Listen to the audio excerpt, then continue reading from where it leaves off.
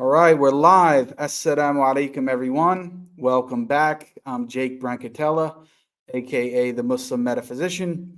This is kind of a random live stream, right? We didn't have much, thought and preparation into this, so the thumbnail is not up to par yet. But inshallah, I plan on changing that. Anyway, this discussion about the Trinity was brought about from Brother Speaking Muslim, who's here on the screen. And he primarily is on TikTok. He's a friend of mine. And he reached out to me and said, there's a guy on TikTok called Veritas who may be interested in a discussion on the Trinity, speaking about the logical problems of the Trinity or the lack thereof. Obviously, from a Christian point of view, he doesn't think that there are any serious ones. And so that's it. We both basically agreed to it, to come to have this live stream, and we're going to discuss the Trinity. He's not going to be engaged in the conversation, butting in, unless anything, crazy happens. But I don't really anticipate that. Hopefully it'll just be a chill back and forth discussion about the Trinity. I'll explain what some of my problems are with the Trinity. And he obviously will, explain his position on the Trinity and why he doesn't think that there are any rational problems with the doctrine. So anyway, with that being said, I'll sort of just open it up. And Veritas, if you'd like to introduce yourself, you can. Otherwise, we can just get started. Yeah, so my former name was Critical Thomas. I'm reckoned as Veritas now. Some of you know me, some of you don't. I'm a Christian, and obviously I believe in the Blessed Trinity. I don't think there's any logical problems with the thesis of the Trinity. I've heard Jake, the Muslim metaphysician, give some objections on YouTube, either on Clubhouse, versus the people that I know, people that I don't know. And I was told to engage with him because of the other brother here, the host. I was on TikTok live defending the Trinity, and he just told me to debate Jake, and I said okay. And I'm very interested into I'm very, very interested into this conversation, and I hope to do my job and represent Christianity in a proper light. Okay, sounds good. Did you want to say something, bro? If I may, just to Sure. spread some background. Jake has written a paper on the logical problems of the Trinity, and I noted that your topic yesterday was that the Trinity is logical, and so I thought that the two positions were antithetical, and so I thought it would make for a good conversation since you guys hold two different views on the exact same topic. Okay. Yeah. And people are commenting in the chat, guys. I'm just going to be honest. I myself am not going to pay too much attention to the chat. Just try to keep it respectful. If people have, sort of burning questions that may come to mind that they want to be addressed later on, you can send it as a super chat, so it'll get highlighted. Otherwise, for the most part, I'm going to be very honest. I'm not going to be really engaging much with the chat. So I hope that's understood. Anyway, okay, so we could kind of jump right into this then.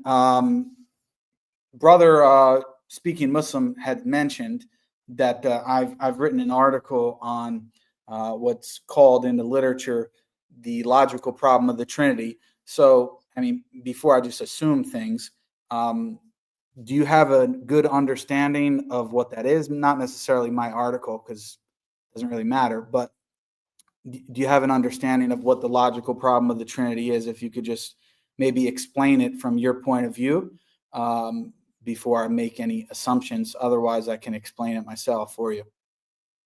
Yeah, so it's going to be kind of difficult because when people signify the logical problem of the Trinity, people often think that they're talking about an identification problem. So, for example, when we say that the Father is God under absolute identity or Leibniz law, and the Son is God and the Holy Spirit is God, then the Father would be the Son and the Son would be the Holy Spirit because it satisfies absolute relations and transitivity, symmetry, and reflexivity under Leibniz law. And that would be the common problem, and that's what people typically identify as the LPT. But the LPT is not just relegated to that sort of problem, because you also have some sort of other logical problem under like counting formulas. So when you count by identity and you say, you know, the one that you ran against Jay Dyer. And there's a couple of other problems that people would denote as a logical problem to the Trinity or something like that. So it would be helpful for you to be specific on the exact problem you're trying to impose, and then we can solve each one. And yeah, because I don't really know which one exactly you want to impose. Yeah, I mean, well, I don't know exactly what your view is. I can make certain assumptions, but anyway, we can start off with and just so the audience is up to speed as well. The logical problem of the Trinity usually refers to what you're referring to as the counting problem. So it goes something like this: the Father is God, the Son is God, the Holy Spirit's God. Each one of the divine persons are not each other, meaning the Father is not the Son, the Father is not the Holy Spirit, the Son is not the Holy Spirit, and there's exactly one God. And what the claim is, or what the logical problem on the surface seems to be, is that if the Father, Son, and Holy Spirit are each God and they're not each other, then the normal way in which we count would entail that there are three gods, not one God. And so the contradiction, or the apparent contradiction, is that the Trinitarian is simultaneously affirming that there are three gods while claiming that they only believe in one God. So you get a contradiction of three gods and one God at the same time. And so the question is, or the main sort of question to put towards you is, how do you affirm the doctrine of the Trinity on those 7 premises and avoid there being three gods? Yeah, so this is a common, very common question. So when we talk about counting by identity, we first need to clarify what counting is and what identity is, right? So counting, you just obtain numerical values, and identity is just about a sameness relation. So when I say that this guy has an identity with Jake, I'm saying that there's a sameness relation between him and Jake. Now, the way that the sameness relation is understood, it's understood differently across the board. And you know this because you have a distinction between absolute and relative identity. And some people formulate relative identity differently, and some people formulate absolute identity differently. I take the view of impure relative identity. So impure relative identity is the idea that there can be some absolute identification statements, and there are some identification statements that are going to be relative, and that's going to be based on something either a priori or a posteriori. So either through mind independent facts or experience, observation, and examination. So the reason why I take impure RI is because I think it's very intuitive that some things can be the same without being the same exhaustively in every respect. There can be, you guys are the same, we would say that you guys hold the same religion or something, but you guys aren't the same people. Or you guys believe in the same God, but you guys aren't in the same instantiations of physical persons, something like that. You could have a sameness relation without it being absolutely exhaustive, in my view. And so when you say that the Father is the same as God, and when you say that the Father is God, which is just what is signifies, the same as God, the Son is the same as God, the Holy Spirit is the same as God. In my view, you're saying that relatively, right? So people like to use the language of sword tools to explain relative identity. I won't use sword tools because that's an American formulation of it, and I haven't properly studied the American formulation of it. I'm going to use the Polish formulation of it, which is subscriptive predication. So subscriptive predication is when you attach a predicate. It's kind of like a sword tool. You attach a predicate to the proposition to signify an absolute sameness relation in one sense and a discernible sameness relation in another sense. So when you say that the Father is the same God, you're saying that the Father has the essence such that the Father has this essence that makes him God, or the Father is formally constituted by this essence that gives him this predicate God, or the Father has the same essence that God has, something like that. But you are not saying that the Father is absolutely God in every single respect, such that if you say that the Son is God, then the Son would be the Father. No, because there's room for discernibility. So when you say that the Father is God, I'm taking that to mean that the Father has the same divine properties that God has. And we said that the Son is God, the Son has the same divine properties that God has, because God just signifies the essence, the divine properties. But when you say that the Father is not the Son, we're saying that the Father is not related to the Son, or that the Father does not have the same relative property that the Son has, which is going to be different. And that's going to be it's going to be a discernible property that we can invoke in RI, because the identity relation is not absolute. So I think impure RI solves that problem. What do you think on that? You said a lot there, but I don't think you really addressed the question. So other than making assumptions based off what you said, so do you think that we count gods by a relation other than identity? Yeah, I just told you that identity could be absolute or relative, right? I'm So you could talking have two about categories. no, I'm talking about numerical identity, numerical Yeah, sameness. the numerical sameness could be absolute or relative, right? No, So some people, we're talking absolute classical identity. That's what I'm talking about. right. Okay, when you say classical identity, that's very weird to say, because impure RI does not commit you to classical or non-classical logic. So you could be an impure RI theorist and still be a classical logician or a non-classical logician. So in certain classical makes virtually no Yeah, difference. you can be, but you can't count by it if you're not counting by it. So we're asking if you're counting No, by you that. can, You can because believe in it, but not count by it. no, that's not true, because all impure RI theorists are saying is that there are some instances where you can count absolutely, or where you can count relatively, or you could have a framework where you can count absolutely or you can count relatively. You're not committed to one particular Yeah, sphere, and which is I'm why I asking think, in the case of gods, are you counting by that classical identity relation, or are you not? It's one or the yeah.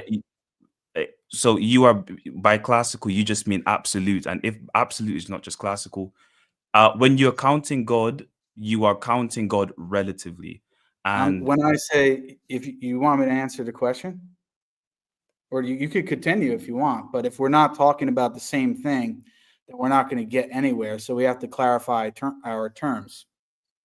okay, so when I say that you're counting the persons as God relatively, I'm just saying that you're counting the persons as God relatively under one subscript or under one sortal, which is what the philosophers way before Fregean classical logic have been doing the whole time. The schoolmen of the church, Joseph Saliveri, the Saresians, the Jesuits, the Catholics, church fathers, they would say that the Father is God materially. Um, they would say that the Son is God materially. They would make that distinction between form and material identity, that you can cash out these concepts in relative identity. So if by classical you mean something that people have always been believed or something like that, then yes, RI is in a sense what people have always believed, at least in concept, but not in formulation or in terms. So basically, when you, in my view, when you said the Father is God, or is God, as in is the same as having the divine properties that God has, then you're saying relatively, or in one respect, he has the same divine properties that make him God, which would leave room for discernibility that can differentiate him from the blessed Son. Okay, so let me ask you a question. What do you think I mean by classical identity? I've just told you that I think the term is ambiguous, because No, what do you think I mean by it? I don't, it's If you ambiguous. don't know, then just say you don't know, and then I'll explain it. No, yeah, I think it's ambiguous, which is equivalent to me saying I don't know. Okay, you don't know. So what I mean by classical identity is an equivalence relation which everything has to itself and which satisfies Leibniz's law. Exactly, yeah.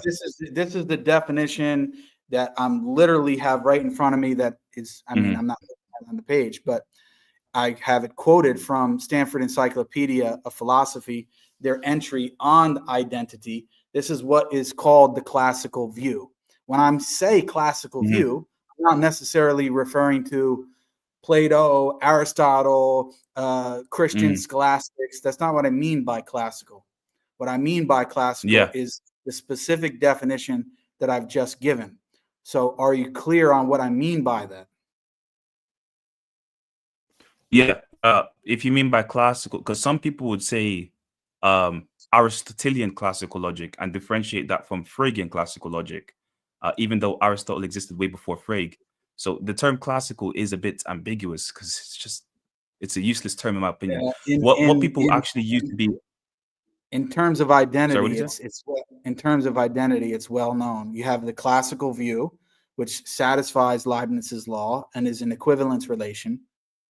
And then you have non-classical, which is going to refer to things like relative identity, where identity Yeah. becomes relativized to, as you mentioned earlier, to a Yeah. sortal or some other configuration.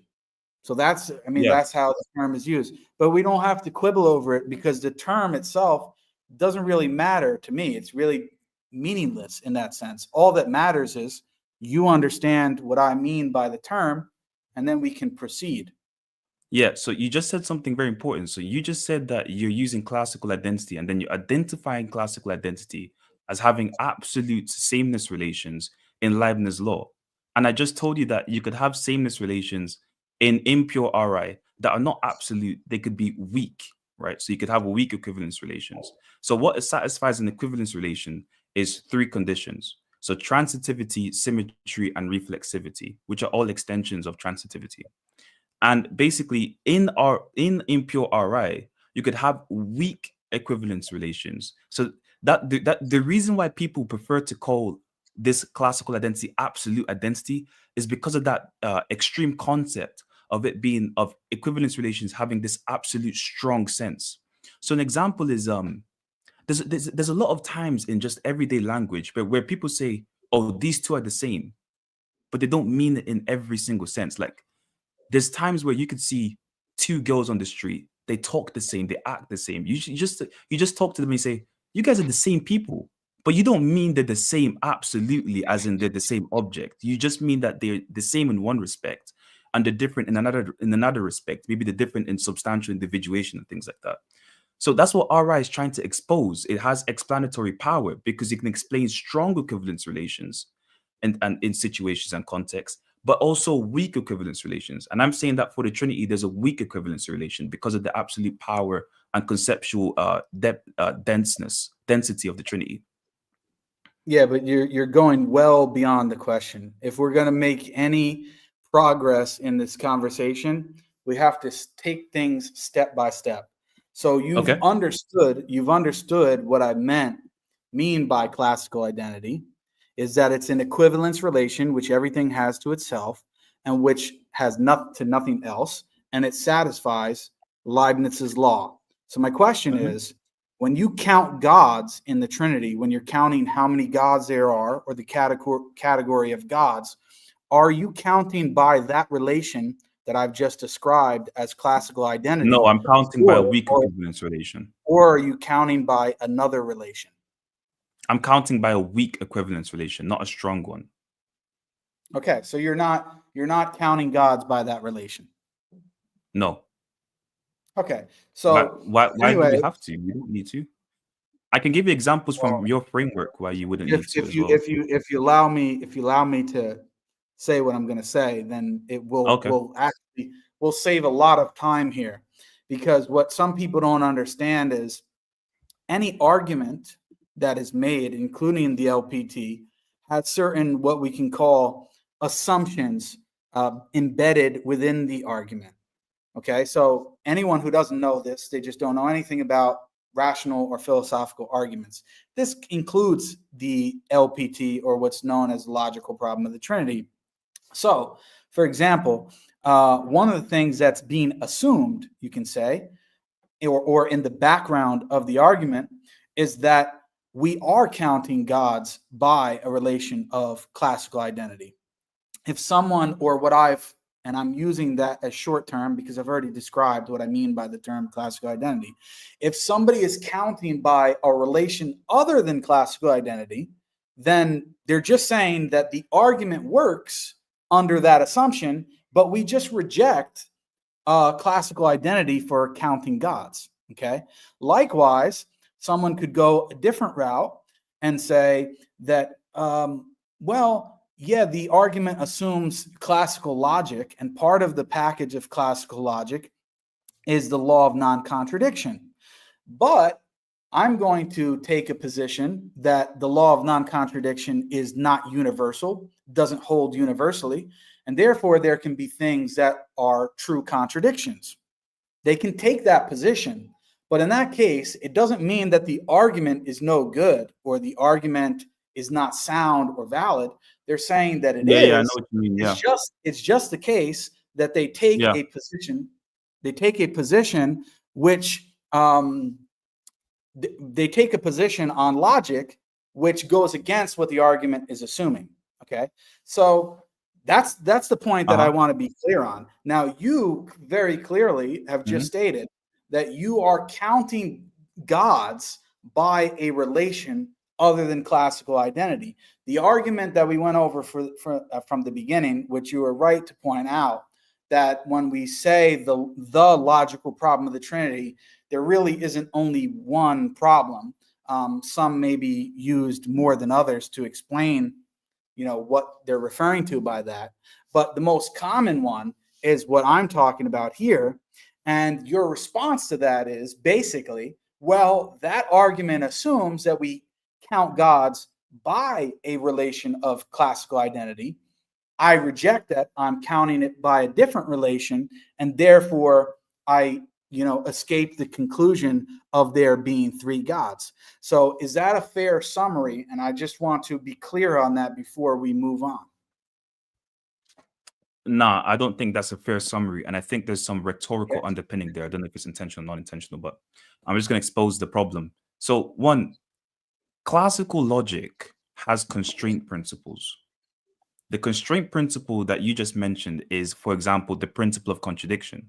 So if you show me that the Trinity leads to a contradiction, and I say, oh, well, I'm a non-classical logician, so I think there are some logical contradictions or something like that. Well, then, yeah, what I would be doing would be sort of what you're trying to describe, which is like an ad hoc expression of the problem. But I I'm didn't say saying anything that about ad hoc. I never mentioned ad hoc. you're saying that, okay, well, basically, what you're trying to say is that I'm not using it's your argument is formally valid in classical identity, which just stands for absolute identity. It's formally valid a different identity relation. Then I'm still granting You that cut your out there. argument. You cut out for about 10 seconds. Can you just repeat that? Oh, sorry. Can you hear me now? I can hear you, but sometimes you cut out a little bit. Usually it's only for a second or so, but that time it was a little bit longer. Unless it's on my end. Is it on my end? Speaking Muslim, is he cutting out for you too a little bit? He is cutting out. It's not much, but it's a little bit here and there. Yeah, it's not much, but that was an important part, and he cut out for slightly longer there. So I just wanted him to repeat the last 10 seconds. That's Okay. all. Let me just close my other apps. Some of the people in the comments are saying the same thing. Veritas, are you on a wired connection or are you on Wi-Fi? No, I'm on Wi-Fi, but do you have a way to connect your device into like a hard wire? wait. Maybe that will help if you could just maybe because you're uploading. It's really not that bad. It just Okay. in my opinion, it really was not that bad. Okay. Wait, can you hear me now? Or am I still cutting out a bit? Because I'm using Wi-Fi.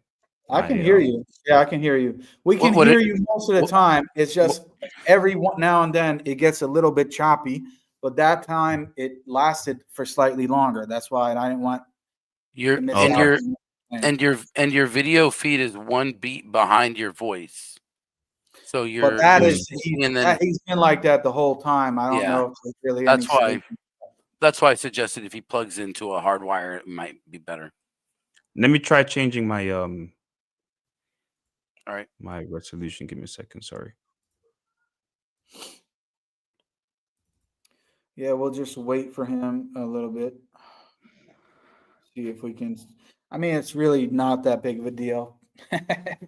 I guess for optics, maybe some people care a bit more than I do, but as long as I can hear what he's saying, I really don't care.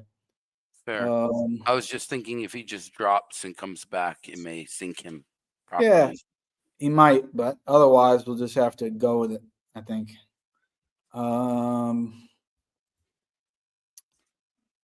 Okay.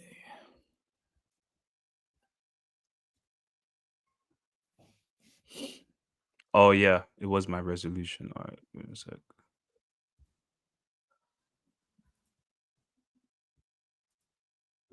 Okay, is it a bit better now? Yeah, I mean, looks okay to me. How about you, speaking Muslims? Because my camera just went to like 4K resolution instead of just the simple 1080p that it's supposed to be doing. I think it's better now. Yeah, it's much better. So Host, anyway, you were talking. To be honest, I don't know exactly what you were saying. So if you want to start over. Okay, so basically, yeah. So the problem with the analogy is that, okay. So I understand what you're saying. You're basically saying that if I'm using a different identity relation, the argument is formally valid if I grant your assumptions about absolute identity. And I would grant you that. I would say that that argument, well, according to my knowledge, because I'm very sure that there's different, they'll change the form of the predication of the argument. But according to my knowledge, I would grant you that it's formally valid if you take absolute identity. I would grant you that, to be honest. But I think that epistemically, a posteriori, you have to have some sort of weakness equivalence relations sometimes when you're talking about the sameness of a thing. We do it all the time in language. So I think there's more explanatory power on our in that sense. And I'm not rejecting absolute identity statement. So if someone wants to reject the constraint principle in classical logic, the principle of explosion that allows for the principle of contradiction, and then just goes into non-classical logic or something like that, well, that would be quite analogous. But I'm not rejecting any constraint principle in classical logic. In fact, you could consider me a classical logician if I take impure RI or non. It doesn't matter, because it does. The position don't commit you to any view. That's the beautiful thing about it. It doesn't commit you to anything. So because rejecting classical logic is about rejecting its constraint principles. It's not about rejecting the predication of a sameness relation. If you have the idea that you could have absolute sameness relations, but there are some sameness relations that are going to be weak. For example, when you say that you and Jake have the same human nature, right? The Bible teaches us this. He said, God created mankind in his image. So we all have the image of God. We all have the same image of God. But are we the same persons? No, we're not the same instantiations of that image. We're not the same tokens. We're not the same. I mean, in this paper, you wouldn't probably, let me try it. I can't really see it too well, but looks like a P to me. Yeah, so up here is a 9. It's because it's the other way around, but it's a 9. That 9 stands for the type, the abstract concept. And there's different instantiations of that number 9. 99999. So there's 5 instantiations. But they're the same 9. They're the same number, but they're not the same number in another sense. Like they're the same number as a type in abstract concept, but they're not the same instantiations of that number. So if someone says, what is that number? You can say 9. And then you say, how many 9s are there? Well, there's different 9s. So they're the same in one sense, the same. Like it's so intuitive, RI is to me. And so there's going to be some, and I grant you that there are going to be some. Analogous to the Trinity? Is that what you're saying is analogous Oh, to no, the no, no, Trinity? no. The type token distinction is not. But it's analogous to the concept of RI, though. Because there are going to be, in my Do you opinion, believe some. that the persons are each instantiations of the divine nature? No, no, no, no, no. This has nothing to do with the Trinity. It's just expressing the concept of the utility of RI in sameness relations. Yeah, but I'm not talking about that. I'm simply asking, which we already went over, and I think we're kind of beating a dead horse at this point. You are counting the category of gods by a relation other than what I've already categorized as classical identity. So you're just counting gods in a different way. So I mean, if you grant that's the all it is. So counting, the only way to really go from here, the only way to go further from here is to ask you, well, why are you counting gods by a relation other than classical identity? And yeah, which counting method should or shouldn't be used, and what's the justification for that? I mean, we can go down that sort of rabbit trail. I don't have any problem with it. But I'm just stating from the outset that the argument assumes in the background, my argument anyway, or I shouldn't say my argument, but I didn't really invent it. But in what I'm representing today, already assumes that we're counting gods by the relation of classical identity. You can just say no. I mean, and there are many people who I've spoken to before and have debated. For example, Bo Branson and Jay Dyer, they say, yeah, Jake, we count some things by the relation of classical identity, but in the case of gods, we're not. We're counting, and I'm not saying that you're have the same position when it comes to your other method of counting that you're proposing, but they propose something that they call counting by division or separability. And they yeah, say because the Father, Son, and Holy Spirit are indivisible and inseparable from one another, they count as one God. So it's the same position in the sense that it's just in terms of how you deal with the argument. You're saying, yes, the argument assumes we are counting by a relation of classical identity gods, and we're not. We're going to propose this other method for counting. They like to call theirs division and separability, and they have their own explanation for that. People have seen me speak about it many times, and I have my own criticisms of that. And you are also rejecting counting gods by classical identity. So it's the same maneuver. But do you agree with their proposal, their alternative counting method, or you have a different one, unique, separate from no, I theirs? just said it. I just said it. So I'm counting by relative identity. That's one. For two, this whole classical identity is such a rhetorical absolute identity, because classical doesn't classical if by classical you just mean 19th century Freudian logic, then that's completely fine. I mean, I go with Well, the I've schoolmen. already explained what I meant by classical logic. I know what you mean. I'm just I've already saying it for the explained it people. 3 times, so there's no No, rhetorical I know device. what you mean. I know what you mean. I'm just talking about the rhetorical assumptions someone can make. They say they can point to a Christian and say, "Oh, I'm he wants not. to reject." I know you're not making that assumption. I'm just saying about the audience, people that are watching, because I want to educate my fellow Christians as well. So Yeah, we are but not making. you already made this point like 2 or 3 times. With respect, I mean, if we're going to Okay, make okay. any So you know my progress, point. That's fine. Okay, well, sorry. if it really bothers you that much for me to say classical identity, I could say absolute identity. It doesn't really make a difference for Actually, me. I would prefer if you use that word. Yeah, because Okay, it, so yeah, so exactly. anyway, that's So fine. So the but I wanted argument, to say yeah, I I'll wanted just to say one rephrase thing. it. The argument assumes that we're counting gods by absolute identity, and you are saying no, we're not going to count gods by absolute identity. Yeah, and I wanted to say one thing as well about um I forgot what it was, but it was about counting by relative identity as well. I am not just counting relative identity in the case of God. I count by relative identity in the case of material composition, allographic objects, or diachronic context. What I make a sameness relation in some diachronic context. So in diachronic context, material composition and allographic objects. So allographic objects are just about um, instructions, geometrical objects, instructions, and how they're used in particular objects, like musical notes and things like that. You could have the same music, you might have different notes. Material composition, what something is made of. You could have the clay statue being the same as clay, but it's not the same form as clay, but they're made of the same thing. So that's the form of material distinction the scholastics use. So yeah, you could use relative identity in certain contexts. So it's not just like, oh yeah, we saw God that we want to import. I know you're not saying that, but I'm just saying.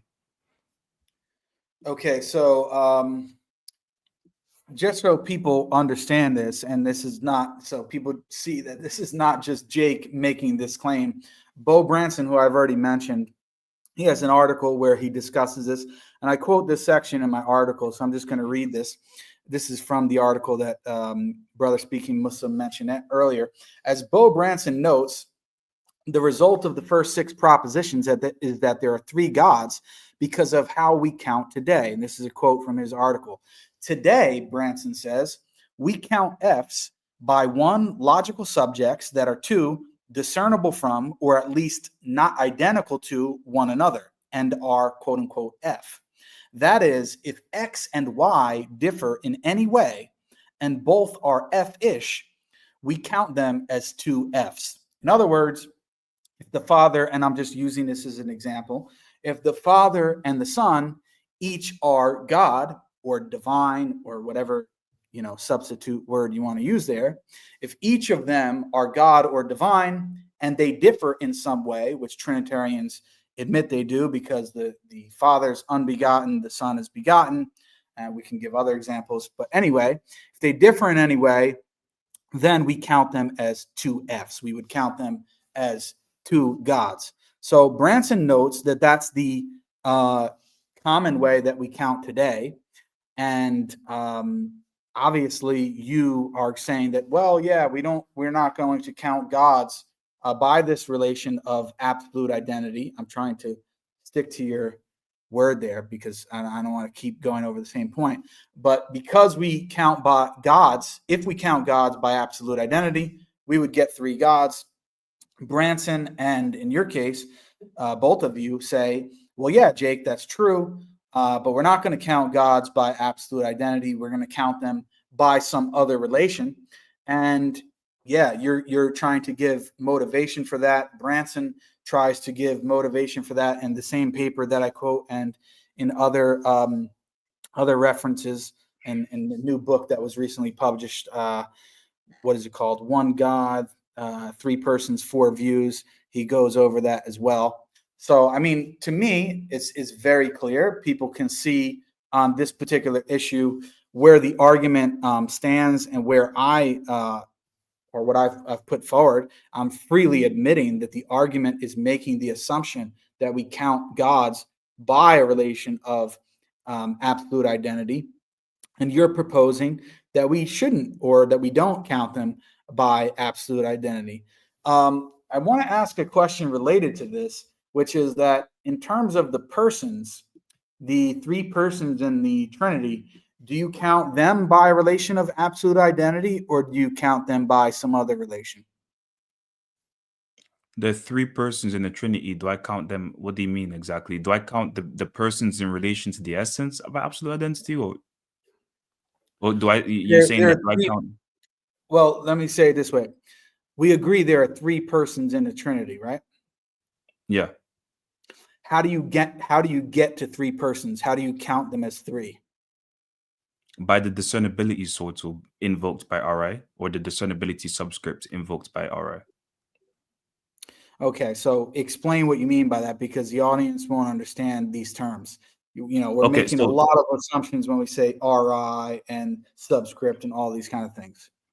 So Explain what you mean. discernibility is how you can. So when someone says, I have discernment, discernibility, I can discern this, they can understand something by its differences. Indiscernibility is just something that's not changing, that is simple, that it doesn't really have differences in order to grasp the concept. And so basically, when I'm saying that you have a discernibility relation, you're saying that there is a respect. So when I say that I am the same, this statue of Jesus Christ is the same Jesus as the Lord. I am not saying that Jesus Christ is literally in my hand. I'm saying that it's the same Jesus insofar as he represents Jesus Christ's human form. Let's just grant that Jesus Christ's human form actually look like this. But there is a way in which he is the same as Jesus Christ's human form, and he's not the same in other respects insofar as like he's a statue. Jesus Christ is not a statue. He's he's located in my room. Jesus Christ is not located. So there's a difference and there's a sameness in another respect. So the difference between the Father, the Son, and the Holy Spirit is constituted by the properties within the divine essence that have a difference that are constituted by the sameness of the essence. And so basically, for example, if you have two ships, right, and these two ships are wooden, right? Now, let's say the two ships are made of exactly the same wood, right? The two ships are made of the same wood, and they even have the same structure, but they have different spatial temporal locations. Like they're in two different spaces and time sections. Well, then you would say that you have two ships because there's a discernibility relation there because they are different in one respect. But you have the same ship if you consider the structure or the wooden or material constitution. So you have different persons insofar as you consider the different hypostatic properties or the different relations. But you have the same God because all God just signifies is the divine essence, which all the persons share and have completely and wholly. So you count persons by classical identity, because you're saying you're counting them by their discernibility, which that's just what we mean. You're counting them. No, You're saying it doesn't follow. It doesn't follow that I'm counting. You're I'm saying that counting them by relative identity. You're saying that they differ from each other, that they're discernible from each other, therefore they count as more than one person. But they're not absolutely different from each other. They're relatively different. Nobody said anything about that. You said that Okay, they're so discernible from each it's still other. relative identity then, right? No. You said that they're Yes, it is. discernible from one another. Therefore, because they're discernible from one another, we count them as more than one person. Yeah. Yeah. And one So that means you're counting them by absolute identity, in the sense that you're saying that one is discernible from one another, or all three of them in the case of the Trinity. They're discernible from each other, and therefore they count as three.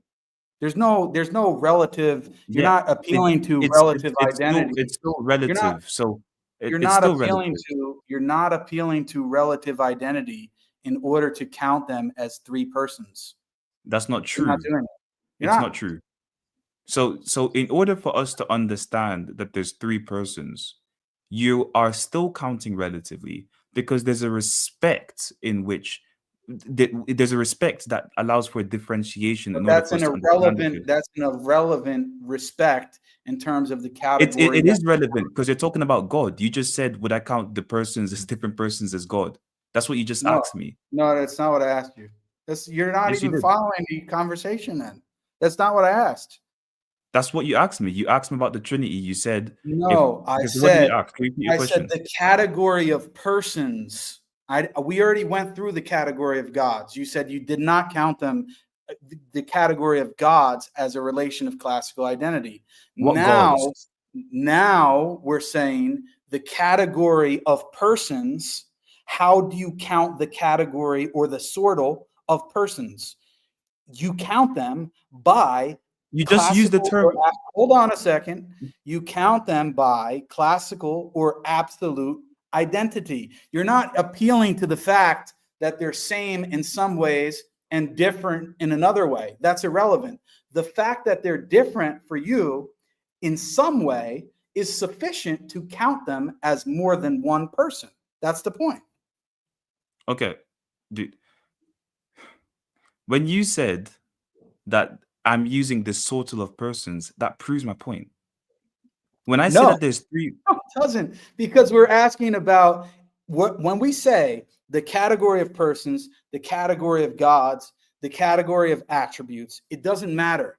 Just because I'm referring to a category or a quote unquote sortal doesn't mean that all of a sudden, because that buzzword is being used, that everything else regarding relative identity gets employed.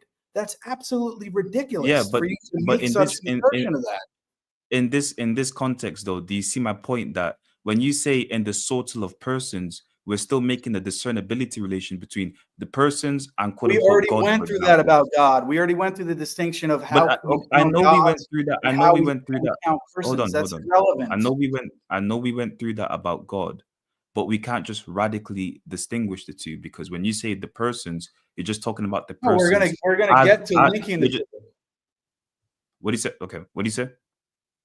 I said we're going to get to linking to. The difference is I'm showing that you're counting them differently. How are you counting them differently?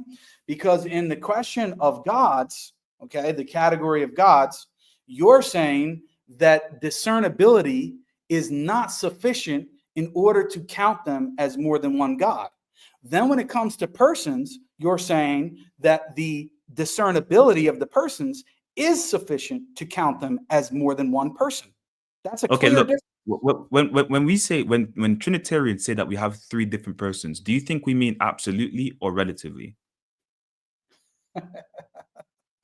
Oh It's a very man, simple question. it's like we're spinning in circles here. It's a very simple thing to understand. Dude, We have the category of gods. Is it sufficient that the persons of the Trinity are discernible from one another in order to count them as three gods? is it No, it's sufficient not. that According wait, can to you just you, it's not. okay, wait. In order for you to understand my point, you just have to engage my question for a bit. So when Trinitarians say that we have three different persons, what do you think we mean absolutely or relatively? Because that's literally my point. So do you think we mean They are absolutely in the sense of what I said in terms of how I defined absolute or classical identity before, in the sense that they do not satisfy the condition of Leibniz's law. They're not completely identical to each other, the persons. if they don't satisfy the condition of Leibniz's law, that means they're relatively different, not absolutely different. Do you know what are the conditions of Leibniz's law? Oh my God, bro. We are What spinning in circles here. I don't know what do how you think? this is such an easy point to understand. Such Okay, an easy point to understand. let me just explain. Let And me just explain hold on a second. why we Are the disagree father on and this. son absolutely identical to each other? The Father and the Son are only relatively different from each other. Are they absolutely identical to each other? No, it doesn't follow that they're Exactly, which is absolutely. what I just It said. doesn't The follow. father and son are not absolutely identical to each other. Okay, Very simple. just because you Then affirm. Can I when it speak? Can I comes to speak? God, He's interrupting me. the Father, Son, and Holy Spirit, you say, are absolutely identical to each other. Okay, They're absolutely identical to God, aren't they? okay. Can I speak? First off, just because I say that they're not absolutely identical does not mean that I'm saying they're absolutely different. That's very stupid, right? That just because you affirm a negation does not mean you affirm the positive aspect. So I'm saying that they're not absolutely different because they literally cannot be absolutely different, right? The Council of Florence defines this, right? The only thing that's different in the divine essence are the relative oppositions. So we all affirm a relative difference between the persons. It's not absolutely different. You're The reason misunderstanding why the it's point. not You're misunderstanding okay. the So point. if I'm misunderstanding the point, answer this one simple question so we can move on. I Are the already persons? answered your point. I already Let me answered ask your the point. question. Let me ask the I question. You can move on. already answered your point. I said based on how I already defined the terms, in order to be absolutely identical, right? They cannot differ in any way. We already went through this already. And you Okay. already No, agreed with that's me on not. this I'm point. not talking about. I'm not. There's no difference about this point. Oh my lord, I don't know dude! why Can you let me speak? I'm not talking I about. don't know why you will not admit that you are counting gods I by am one not talking relation. about absolutely. You're counting gods by one relation, and you're counting persons by another relation. Okay, can you let me finish? I am not talking Yeah. about absolute. I'm not talking about absolute identity. I'm talking about what constitutes their difference. Now, I asked you a specific question. You started talking about absolute identicality. I'm not talking about that. I'm just asking a simple question. When Hold on a second. Trinitarians, when One second. There's somebody in the back chat. I don't know who this is, but I'm going to remove him because, we're not it's bringing this G1, person. Okay, well, he doesn't need to be here, right? I don't think so. Not right now, though. Yeah. Maybe he So wants to come in later or something. I don't know what He's the just point. watching. He's just watching. He's just watching. Leave him. But so what was I trying to say? Okay. So Point is, are you when we counting say, gods and persons by the same relation? are we counting gods and persons by the same relation? Yeah, I'm asking What do you you. even mean by? You mean by the same? You mean by the same identification system? Like, all right. Oh boy. I don't really know where to go from here because I thought we were clear on the first part of what we were talking about by counting by a relation, by classical identity, or by how you want to say absolute identity versus not. I'm not going into all of the other different possible ways that you can try to put forward in terms of counting by different relations other than classical identity. Your camera. I'm asking, Well, what's that? your camera lagged bad, but go ahead. Yeah. So I'm not concerned with that. All I'm asking is, are you counting persons by the relation of classical identity or not? Now, your assumption Yes, is, and I just hold told on a you. second. Hold on a second. Your assumption is, or your assumption before was to say, well, if I say that they're the same in some sense, but different in another sense, then I can't be counting them by classical identity or absolute identity. That's what your assumption was. You kept saying that, oh, but they're not absolutely different. They're the same in some senses, but they're different in other senses. And because of that, that necessarily entails that I'm counting them by some relation other than absolute identity. That is retarded. That's not what I said. That's not what I said. That's what you were. That's said, exactly what you were saying. okay. That's I know this exactly is what your you were live, but you have to let me speak, bro. Because the host, he told me he doesn't want to do a formal Listen, debate. let's do an be informal. honest. You're You speaking have over me spoken. again. You're speaking over me again. Yeah, I'm speaking over you because you've spoke. First of all, let me be clear to you. He's speaking You've over me right now. You've spoken more time than me throughout this entire discussion. Are you out of your mind? I've let you speak continuously. So now I'm making a point which you just were making an absurd point to say, no, I'm not counting them. I'm not counting them by a relation other than class impure identity. I am counting them the same way I'm counting God's because I'm saying that they're the same in some sense. That is ridiculous. Okay. That's not what I said. I said that's exactly what you said. Can you but let go me? ahead. People will run it back. You want to give him 60 seconds? Yeah, go ahead. Dude. Okay. In my position of relative identity, and no, you don't even have to take relative identity. Even for the Christians that don't know anything about RI, when we say that the persons are different, we are not talking about an absolute different insofar as none of their properties are the same. That's what I mean by absolute difference. None of their properties are the same. That's not what we mean when we say that. And that's what nobody means by absolute identity. Dude, this guy just said he's gonna give me 60 seconds. Why are you so dude? Because you just proved my point again. You just proved my point. You just proved the point by saying if they differ in some way, that means we must be counting them by a relation other than absolute identity. That's not what I'm not saying. I'm not saying that if they differ in some way, that means that you must count them by an identity relation. No, that's what you're saying, that you are counting them by that relation. Yes. Exactly, which is wrong. That's wrong. He's telling me that what I'm using to count is wrong. It's my flipping way of counting. It doesn't follow from what you said. That's what you're not getting. It does not follow from that. It doesn't follow just because they are same in one sense. That means that necessarily we are counting by a relation other than absolute That's not identity. what I'm saying. I'm saying that because I count by RI, that explains why I'm saying that the persons are different in one sense and there's the same in another sense. I'm not saying that it's a necessary entailment. I'm saying that it's because it's my position. What makes them more than one? What makes them more than one? What do you mean? What makes the persons more than one person in order to count them as more than one person? They're relative distinctions, which is properly explained under RI, which I don't think you really know about. Is it that the fact that they're discernible, which before, and we can run the tape back. Okay, wait, his camera is stuck. Is it just me, guys? Is it just me? Host? You said before, and I asked you the question. Wait, your camera is stuck. Is it just okay? It's My just you, my Veritas. camera's running, man. My Yeah, camera's Okay. running very every- clear. Okay, I let wanna- me just refresh my screen. Okay, yeah, because it's just on your end. I'm not seeing any issues with the glitching or lagginess. Yeah, so this is a very simple question. Oh, he left alive. I don't know what's going on. I'm sure he'll come back. Good. I think you need to like walk him back a little bit because I think he's not understanding it. No, he is, but he just made a big blunder. He made a big blunder. Anyway, it doesn't matter. He's back. Okay.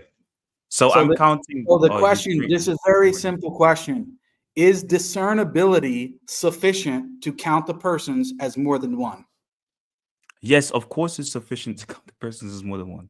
Okay, when it comes to the category of gods, is it sufficient to count them by more than one merely by discernibility? Okay, can you repeat your question? What did you just say? Okay, the category of persons, you're saying that it's sufficient to count them as more than one person by having discernibility. Yeah. Correct? Now, the category of gods, which we went over in the first half of the discussion, is it sufficient to count them as more than one God by mere discernibility? Is it sufficient to count them as what? There's no discernibility between the persons in the relation to God, at least materially speaking. Okay, So you're not counting more than one God. What's Because that? I just defined God as the divine essence, the formal properties that each of the persons have. So each of the persons are going to be the same God. So what's your argument? Oh, what's my argument? See, this is the point. Now we're going back to stage one. Now we're going back to stage one to you understanding the first Can you give me part an of actual the argument? Because what is this, man? What's that? Can you give me an actual argument? You haven't proved the Trinity logical all day. You just yapping. I'm just yapping. Okay, listen, bro. Let me be perfectly clear with you. I don't know you from a hole in the wall. I don't owe you anything. I'm here to have a discussion. If you want to use rhetoric and we can go into name calling and all this kind of stuff, we can do that. This isn't rhetoric. You've been doing rhetoric. Hold on a second. Or we could just cut the live. I mean, it doesn't mean anything to me. It really doesn't mean anything. I think you're using that as an excuse to run away. I'm not using that as an excuse to run away. Bro, if I wanted to run away, I would have kicked you off the live stream like 30 minutes ago. Nobody's running away. Nobody's running away from you. Listen, you don't even understand the discussion. I just explained to you before when you thought that merely because the persons are discernible from one another, right? And because they're the same in some sense, that necessitates that we're counting by a relation other than classical or absolute identity. No, that's not what I said. That's exactly what you said. And everyone can see that very clearly. That's what happened over the past 20 minutes. Now I'm asking you a question, and you're saying that you don't even understand the question. You understood the first question. No. The first question was very clear. Is discernibility sufficient to count the persons by more than one? To count them as more than one person? And you said yes. You said yes. And I asked that, and I asked the same question when it comes to the category of gods, and all of a sudden now you don't understand the question when only difference is the substitute of gods versus persons. Okay. What are you asking Can the me host for? give me my 60 seconds? Can you give me my 60 seconds back? Because he interrupted it the last time. And I know it's your live. And this is why Veritas, this is why I hate debating on other people's lives. 1 second. Veritas, can you hear me? Can you just go Yes. back? Okay, because hold on a second. Hold on a second. Just let him talk. Don't even direct him. Let him say whatever he wants for 60 seconds. Go ahead. Okay. Everyone listen. He keeps saying that I'm saying that because there's some discernibility that allows me to count three persons, that necessarily entails that we or he should count by RI. That's not what I said.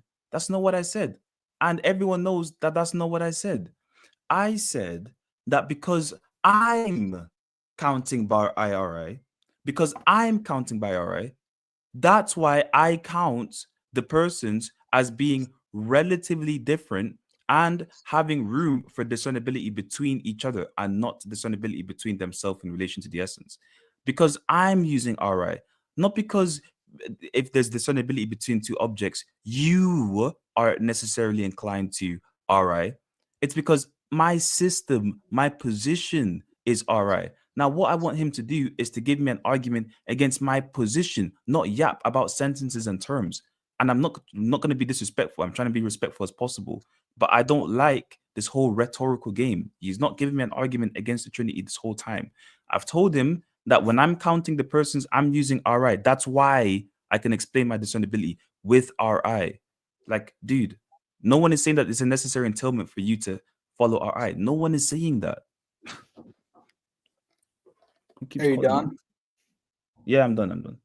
Okay, so you said I haven't given an argument. In fact, I did give an argument from the beginning, and you already conceded to the argument in the very beginning by stating that the argument assumes that we're counting gods by a relation of absolute or classical identity, and that if we do, then the argument is not only valid, but also sound. So you already granted the argument.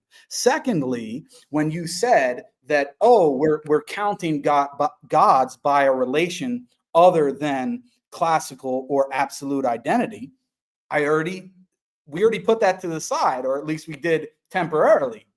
Now, what you don't seem to understand is you think merely because of the fact that you are saying that there's one God and that each of the three persons are identical, or what we would say in your language, absolutely identical, which I don't have a problem with, absolutely identical to the divine essence, just because you say that, therefore that means that when you say that the persons are different or discernible in some sense, and you count them as more than one person, that merely just because you say that the persons are the same in some sense, that in your system, that means that you are counting the persons by that same relation of relative identity. That's what your claim is. It doesn't mean that. It's because it doesn't mean that. It's because okay, it doesn't mean that.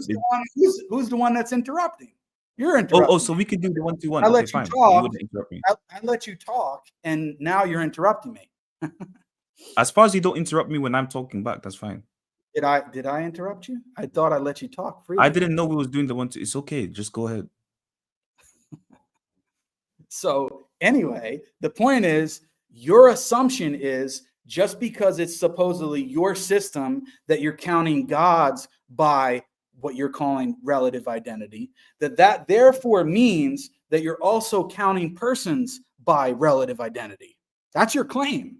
If that's not your claim, then you need to explain what the gap is between those things and provide an argument for how it follows. It does not follow at all. Okay, cool. Now, I take RI when it comes to three things: material composition, diachronic context, and allographic objects. The God has material composition. By material composition, we just mean we don't mean anything that negates divine simplicity. We just mean he's made of different aspects, attributes, properties, and all these things like that. Now, when I am counting with RI, I'm counting with RI the persons in relation to the blessed divine essence. I'm using RI to explain the indiscernibility of the sameness of the persons with the essence and the discernibility of the difference between each of the persons. I'm using it as an explanation. I am not saying that if you think there's a discernibility between the persons, you're therefore committed to RI. No, I am not saying that if there's a discernibility between the persons, that means RI. No, even though some people would actually argue for that. But I'm saying that because I take the position of RI, the indiscernibility of the persons with the essence in one respect and the discernibility of the persons between each other in a different respect is fully explained under my system. I don't care about other systems. I care about my system, and I care about debating you on my system because I think my system is true. Now, you keep talking about, therefore I'm saying this, I have to prove this. No. I'm saying that this is my system. If you have a disagreement or some sort of objection against my system, that'll be perfectly fine. Please give it to me. But we are hinging on something that's completely irrelevant.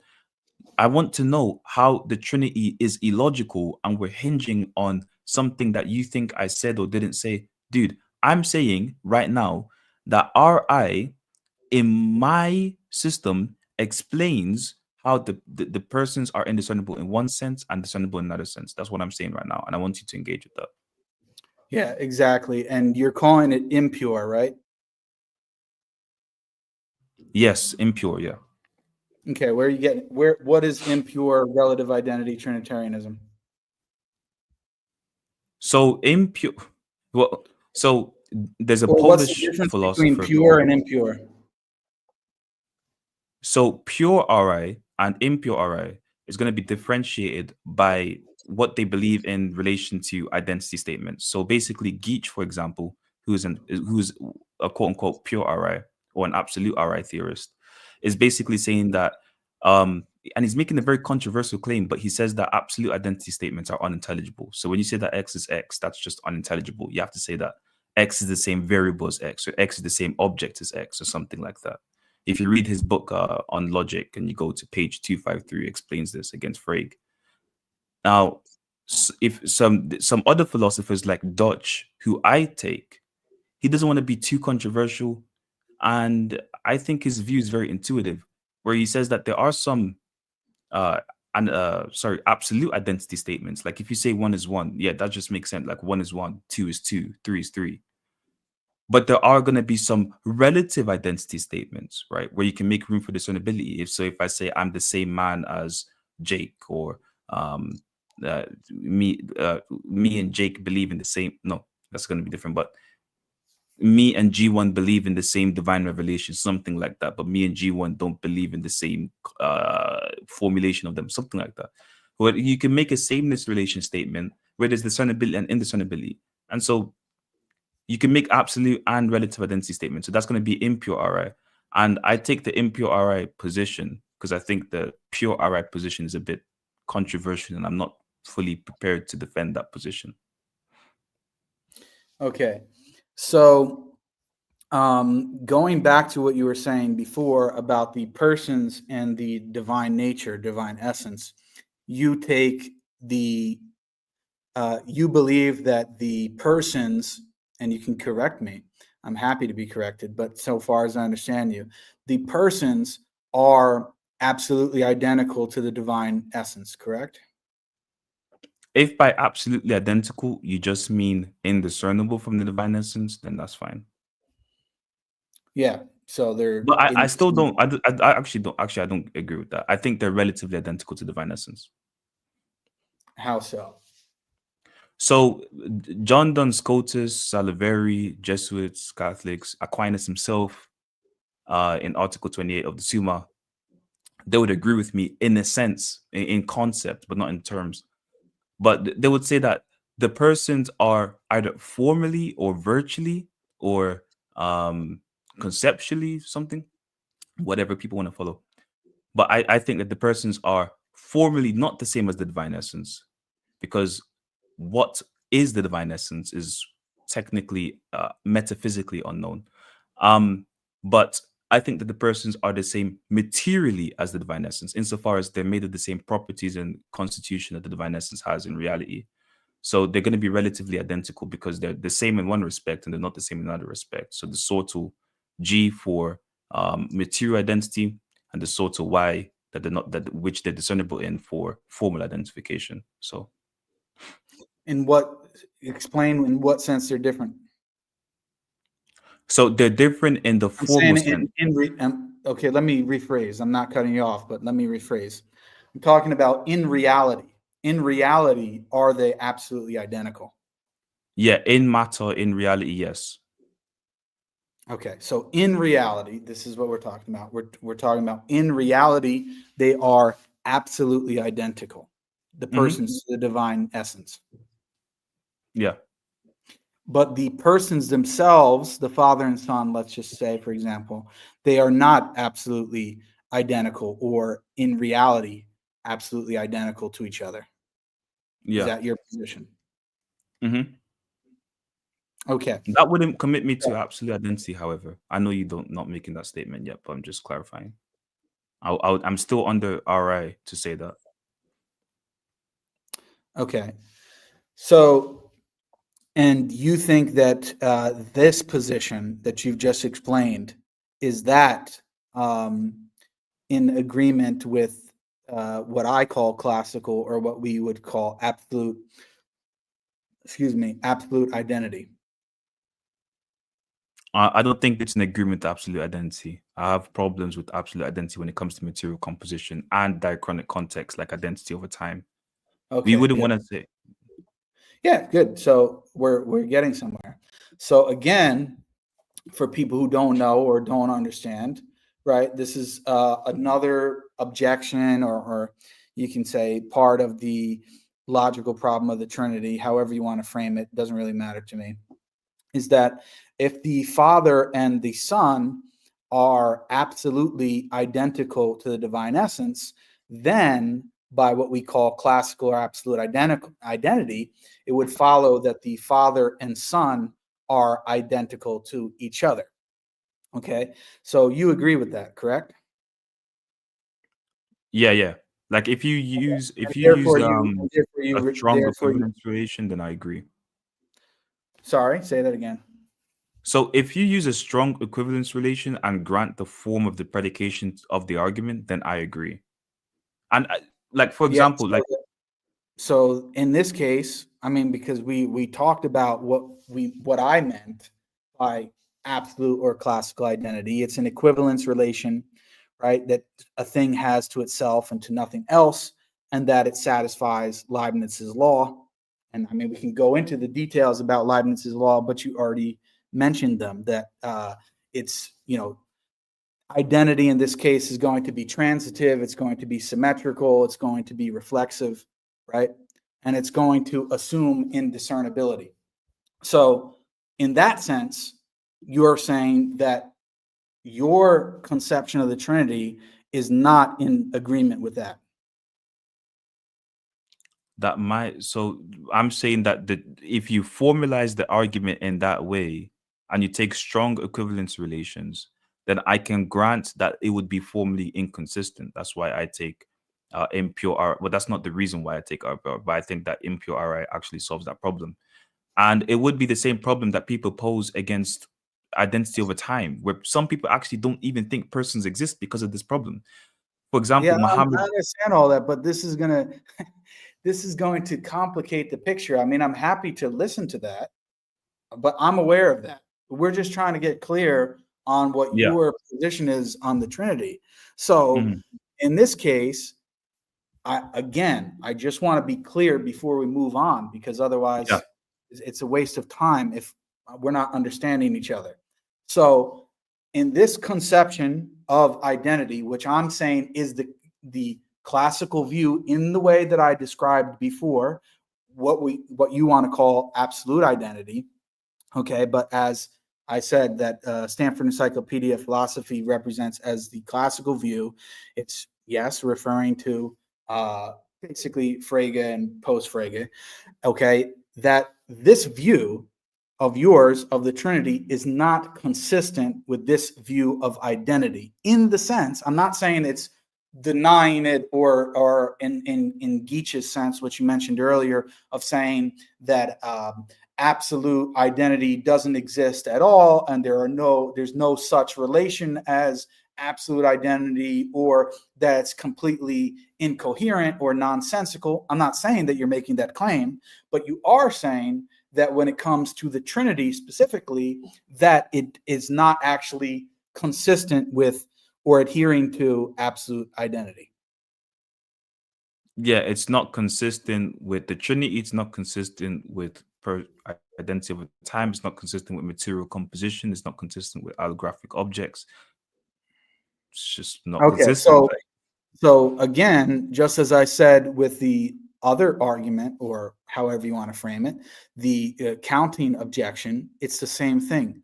The argument is assuming that such a relation, and I know that you're not denying that that such a relation of classical or absolute identity exists, and that this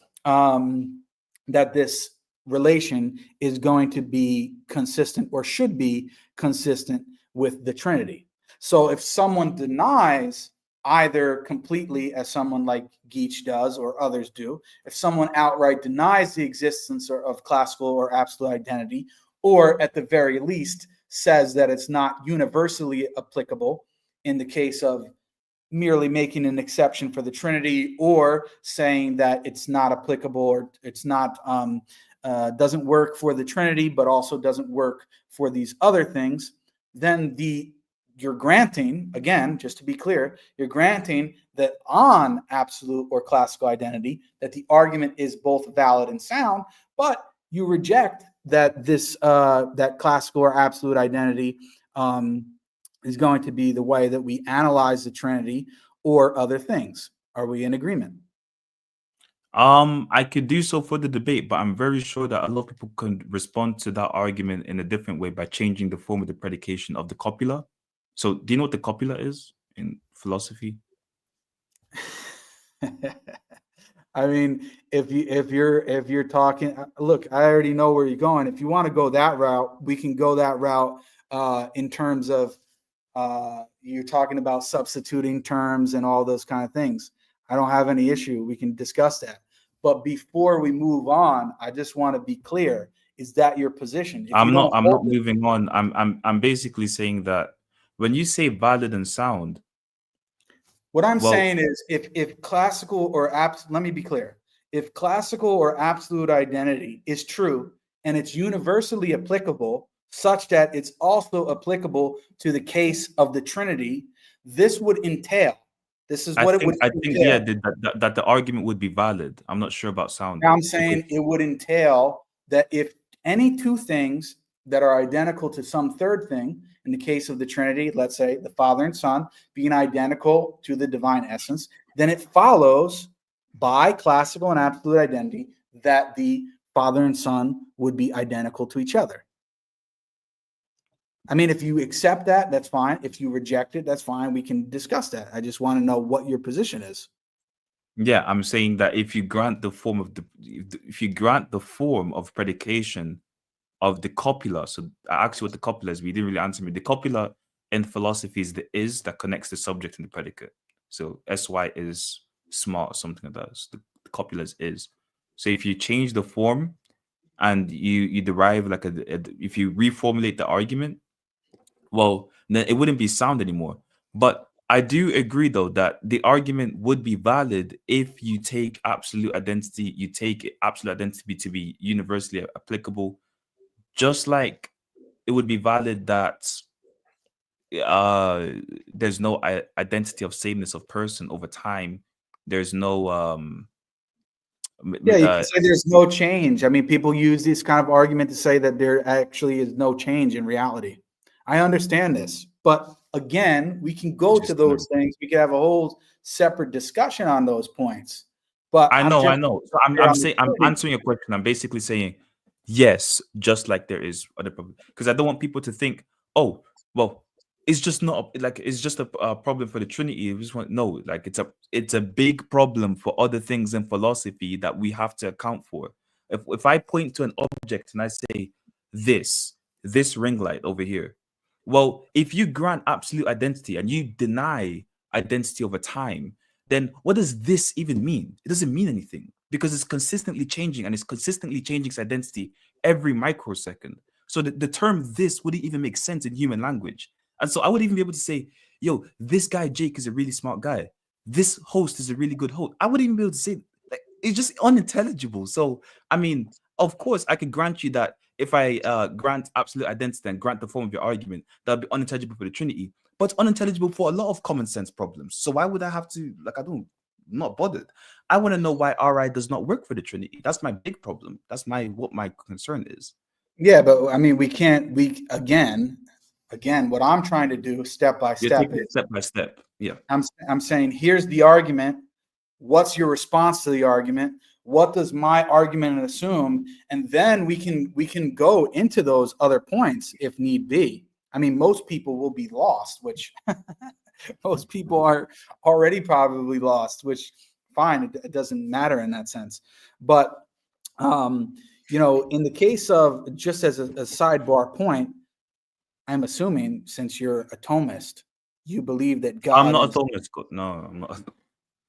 you're not a So that's the Thomist. reason why I asked him to change my name. I'm not a Thomist. Okay. I thought you, I didn't know that. I thought you wanted to change the name for some other reason, but that you still were a Thomist. Okay. So I won't use that word.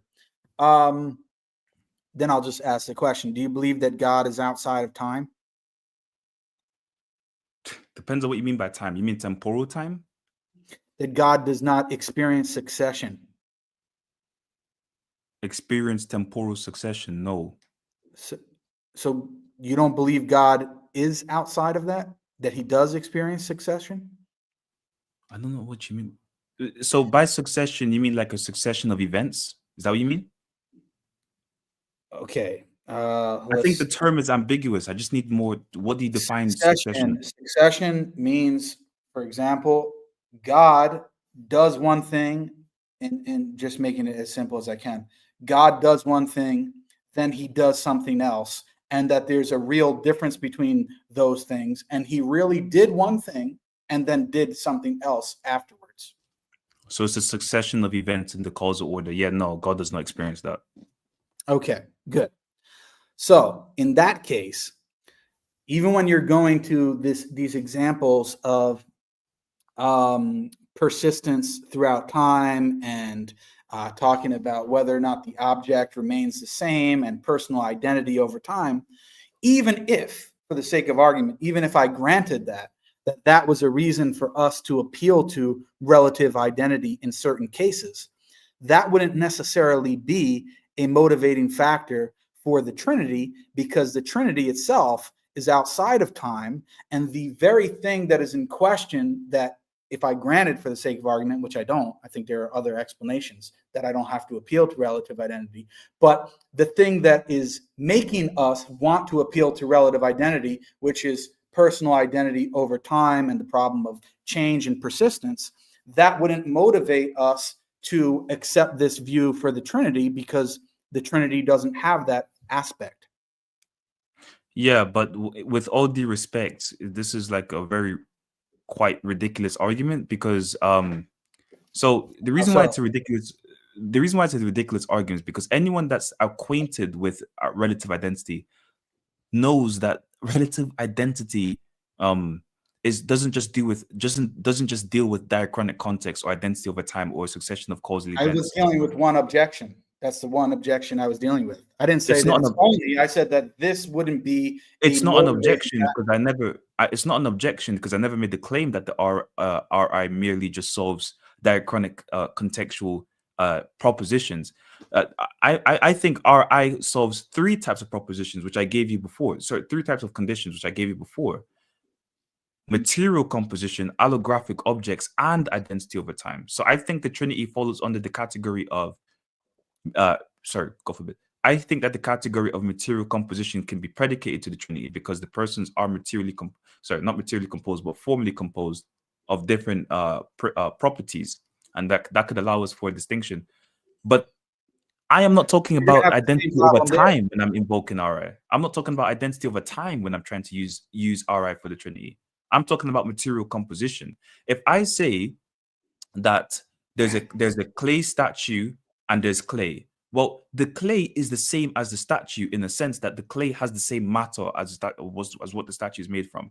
But the clay is still different from the statue in the sense of form or structure, which is what Ibn Sina agreed with. So this does not have anything to do with identity over time. This is just material composition. Yet RI is still My friend, do applied. you know that you used identity over time as an example? Do you realize that? I used identity over time as an example to show the unintelligibility of absolute identity in certain contexts. I did not use it as an example to show the intelligibility of the Trinity, because the Trinity does not fall under that. I never said that you did, but I'm saying, so then you're agreeing that even if it's granted that it somehow solves problems for personal identity over time, it cannot be used as a motivating factor to accept it when it comes to Yeah, the Trinity. the motivating factor is not diachronic context. It's actually material composition. Okay, so good. So then those examples that you used were irrelevant. They were not relevant to It does not mean motivating. that. They were not relevant to motivating. Hold on a second. We're going to get to your material composition nonsense in a second. It's going to be the exact same problem. They were not relevant to motivating your model of the Trinity because it's not analogous. Likewise, it's exactly the same for this supposed problem of material constitution. Even if we granted, for the sake of argument, that it somehow caused a problem for absolute identity, it could not be used because there is nothing analogous in the Trinity when it comes to material. God is, according to you, certainly God is immaterial. There's nothing to play the role of the material object when it comes to God. What is the analogy? And your God is also not composed. So God is not composed. God is also not material. So there is no analogy to be made here between the material composition problem that you think you're bringing up for absolute or classical identity. And this is well known in the literature that has been brought up against people like Ray and Brower. Okay. Now, okay. What do you think the schoolmen mean? By schoolmen, I just mean the scholastics. What do you think the scholastics mean by material? You're missing the point. This has nothing to do. This has Yo, what is this guy doing, bro? Yo, can you just answer the simple question? What? No, because the question could be asked, what do you think is meant by material when we are talking about the clay and the statue? What is meant by material when we're talking about the clay and the statue is not the same thing as what we're talking about when we're talking about what you want to say is material in the Trinity. That's exactly my point. They don't have the same concept in mind and therefore cannot be used as a motivating factor for this model of the Trinity. That's the point.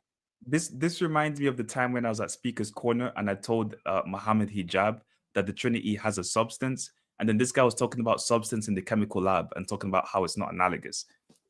First of all, it's not what we mean. It's not what we mean by substance. It's literally not what we mean. I never assumed. You're missing the whole point. I never assumed that material. Do you think I'm that stupid? I never assumed. You just said the Trinity is immaterial, therefore it's not material. What do you mean? You're missing the point. You're missing the point. Slow down, soldier. That was your point. That was your point. Exactly. You think that. How am I missing the point if that was your point? Because again, you still don't get it. What is he talking about? Okay. You think that I'm thinking that material, in the sense that you're using it when it comes to the Trinity, somehow means. But if you're not using my term, then why are you talking? If you're not using my concept, why are you talking? Again, you can't let me finish because you think that this is some big gotcha. Actually, it makes you look like it's not a gotcha. It makes you look like a complete stunad. You don't even understand the point. You don't understand the point. Yo, host, give him 60 seconds. Give me 60 seconds because he's not gonna. He's interrupting me on purpose because he knows that I've got him somewhere. All right, take 60 seconds. I haven't gotten anywhere. How about this? I'm going to give you. This is what I'm going to do. I'm going to give you 60 seconds. Watch how stupid you look. I'm going to give you 60 seconds to explain what you think my point was. Go ahead, smart guy. Go ahead. Lord Jesus Christ, I love you. Now, look, right? What is this, Jake? This is made of a particular type of material, okay? But that's not what we mean by material. Like, dude, material just means what something is constituted of in reality. Because what something is constituted of in reality is not just relegated to physicality. It could also apply to spiritual beings who are constituted of essence and existence. For example, angels, God, jinns, in your view. I don't even know what you guys have. But spiritual beings are material in the sense that they're constituted of something in reality. That's what we mean by material identity. And then we have formal identity, which just means what something is constituted of in the order of idea. So when you keep saying, oh, well, God is immaterial, it's not material, it's not what we mean, right? What we mean by material is just what something is constituted of in reality. Now, the answer, the what your basic objection is, cool. When I'm giving examples for material composition, I'm basically saying that, well, look, it's not analogous in your view, in your opinion. It's not analogous because material composition is only applied here to material physical objects. And how are you going to apply it to the Trinity if it's immaterial and abstracted from physicality and spatial temporal dimension?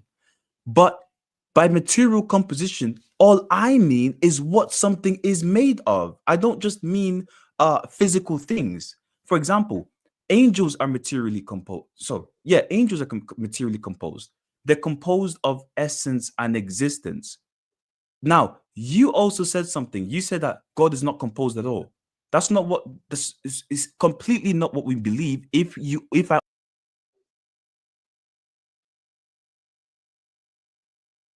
I did not remove him. I did not remove him from the stream, by the way. No, maybe his internet dropped. Let's see if he comes back. He just completely went out. And by the way, I've been letting him talk for 2 minutes, and guess what? Okay, he's back. We'll let him continue here. What happened here? All right, go ahead, Veritas. Wait, I assume your internet cut off. Can you hear me? Yeah.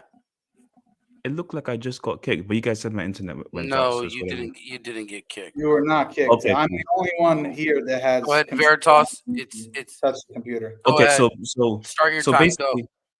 okay, so basically, the Well, we heard Trinity you the is whole time, so go ahead. so by composition, I just mean a joining together of two conditions or two things, right? And in a sense, you could say that the Trinity is formally composed in the order of idea. So it's composed of different objects that differ in idea and in definition. Like it's different for God to have divine power and divine goodness and divine knowledge and things like that. So it's formally composed. What Trinitarians and Christians don't want to say is that he's materially composed, but he's still composed in a sense because he's not materially composed in the sense that he's divided of different parts and things like that. But the reason why my analogy still applies is because material composition is just talking about how two things are joined together and still remain distinct in a different sense and remain the same in another sense because they're joined together.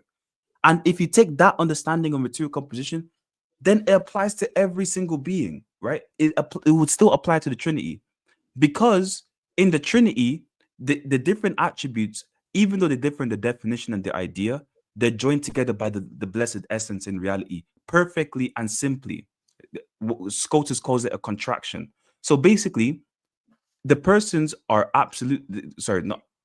they're relatively different. They're different by the way they relate to each other, but they have the same essence.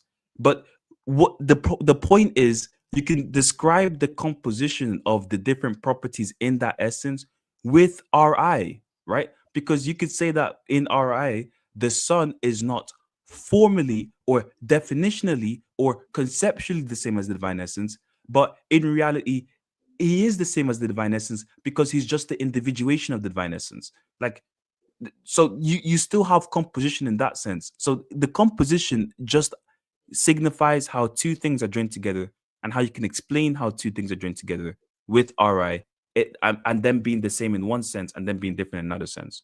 So when you said things like, well, you guys don't believe God's composed, you have to add some content. You have to clarify what you mean. And when you say material composition does not apply to the Trinity, we're not saying that God is flipping composed of wood and different parts like that. It's not what we mean. So we're just saying that God is joined together of two different definitional principles and things like that that allow us to understand him. And that's basically it. So your objection didn't really make sense because this is what has been understood throughout the whole field of philosophy and even contemporary philosophy. Like when they talk about material, they're not just talking about wood and material objects. By material physical objects, no. And yeah, that was the last thing I want to say. That's why I laughed, because I could not believe you said that. It's not what we mean by material identity. Okay, good. So he talked for 5 minutes, and guess what, guys?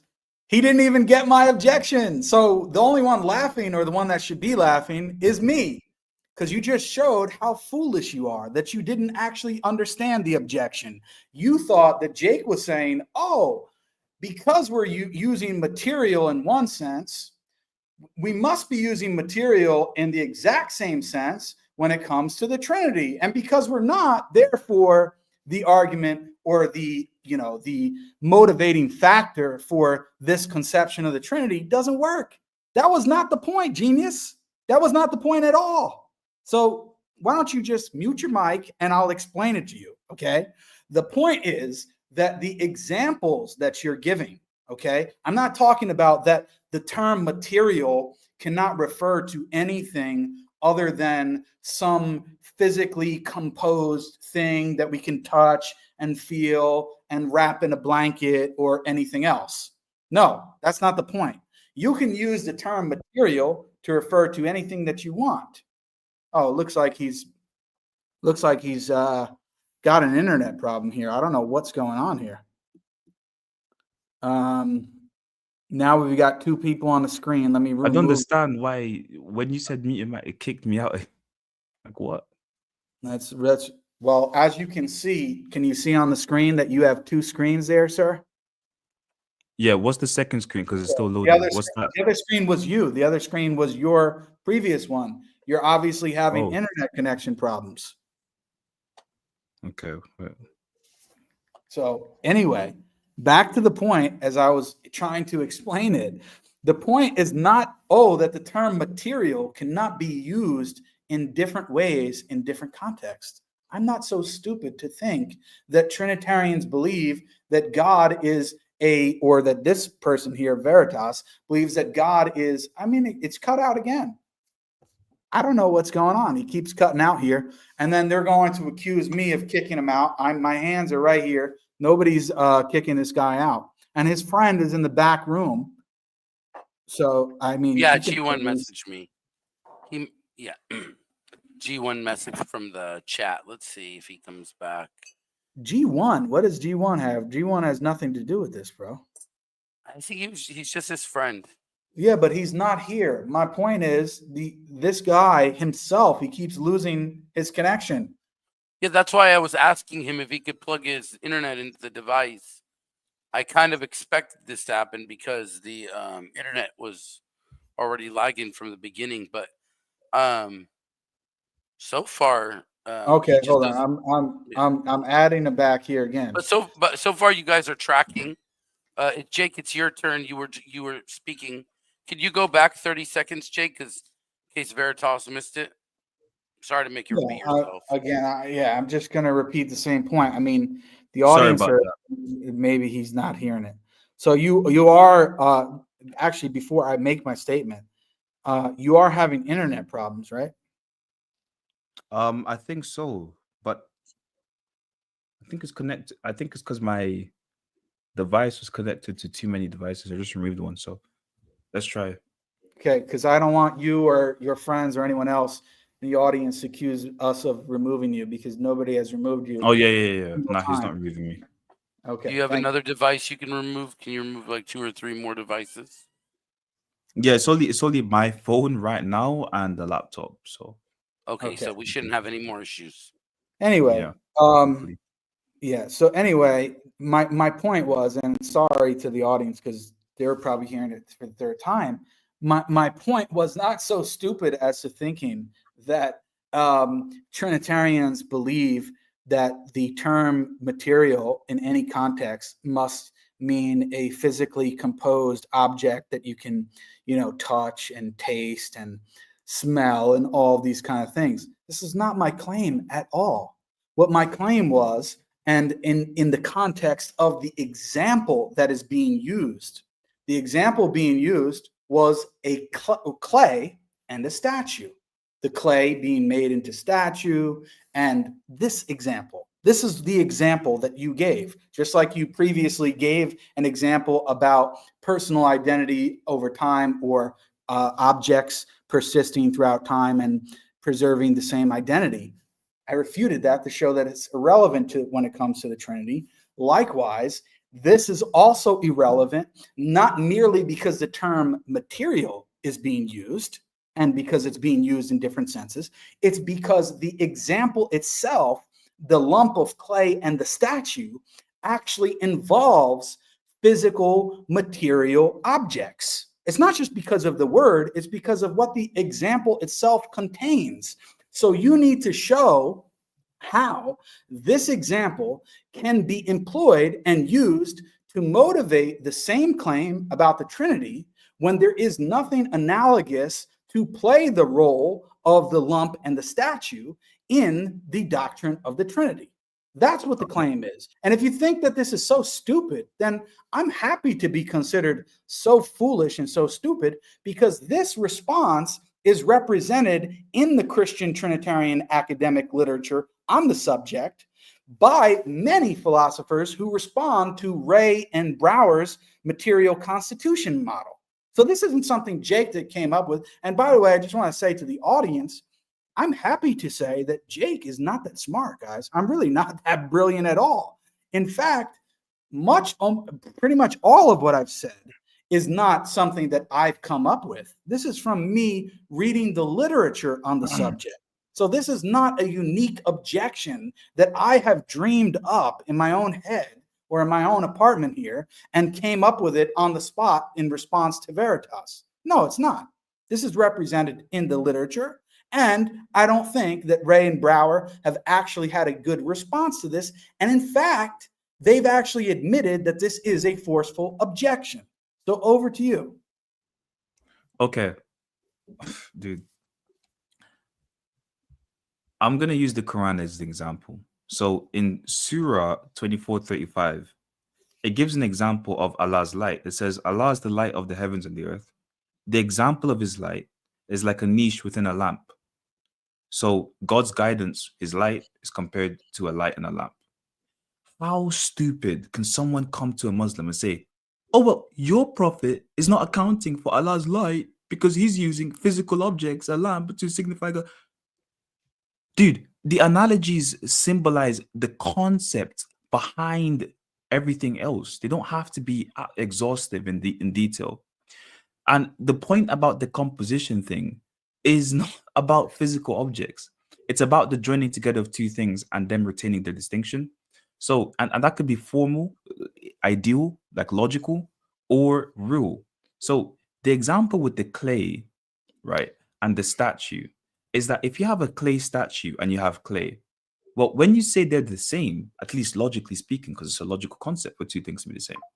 When you say that they're the same, you're saying that the clay is the same as the clay that the statue has. Forget about what the clay is, right? Forget about that right now. Let's not remember about the chemical properties of the clay. I know you want to. The clay statue, the statue has the same clay that the clay has in itself, but the statue does not have the same structure as the clay. The concept suffices. It shows that while the statue is joined together of two things, its structure and it's what it's made of, the clay, right? The statue, the structure of the statue is not the same as the clay. So while God is at least logically joined together with two distinct concepts, like for example, divine power and the person of the Father, let's just say, for example, even though those two logical concepts are contained together because of the essence, they're still not definitionally the same.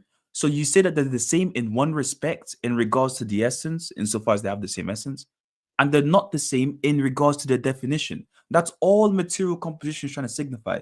It doesn't really have much to do with material objects. Every single time we give analogies, we are going to refer to material objects, at least indirectly or directly, because we're material beings and we understand things. Can you hold on a second? I'm not going to cut you out. I want you to repeat what you said. What is the example? Just be clear. what is the example trying to show exactly? Example of what? The example of the clay and the statue. Let's forget about the Trinity for a second. That the statue, What is the clay and statue example? that the statue is made of the same thing the clay is made of. And to be made of something, can be immaterial or material. You could be immaterially made of perfections like truth, goodness, beauty, all those stuff. And you could be materially made of some of those perfections and other material properties like skin color, composition, hairstyle, things like that. It doesn't restrict you to material objects at all. That's my point to you.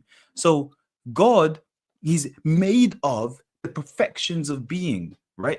Goodness, truth, at least in my view, in Plato and Aristotle and the scholastics and the Bible, right? Where it says that God is the truth, God is love.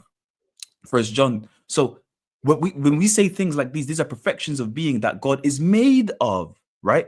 So, but the definition of those perfections are different from the definition of the persons.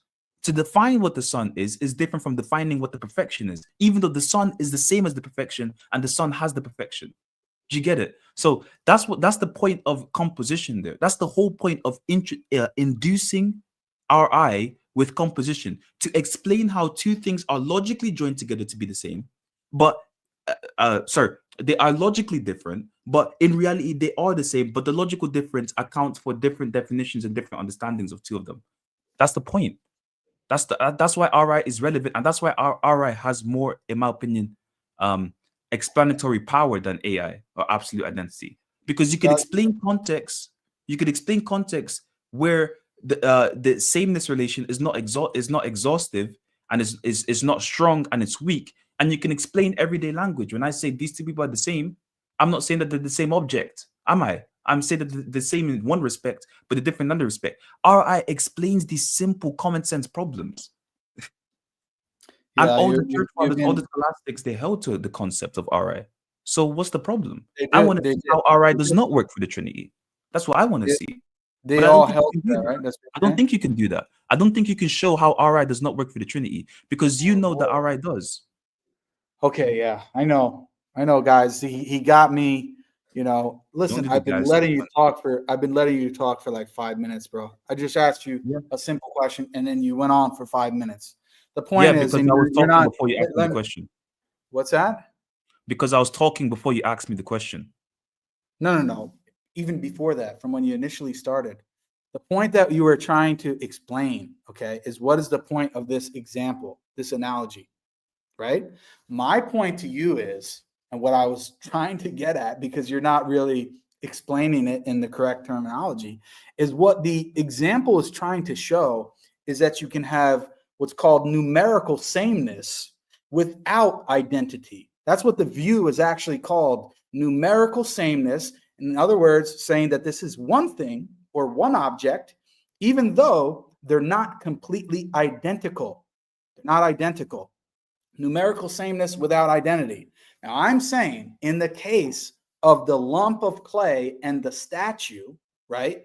And this is an argument, and this is something that, as I said, has been represented well in the literature, is that there is nothing to play the role of the so-called lump of clay, okay? Not merely just, as I said, because it's clay. No, because of the fact there's nothing to actually play the role of the analogy of the lump of clay when it comes to the doctrine of the Trinity, okay?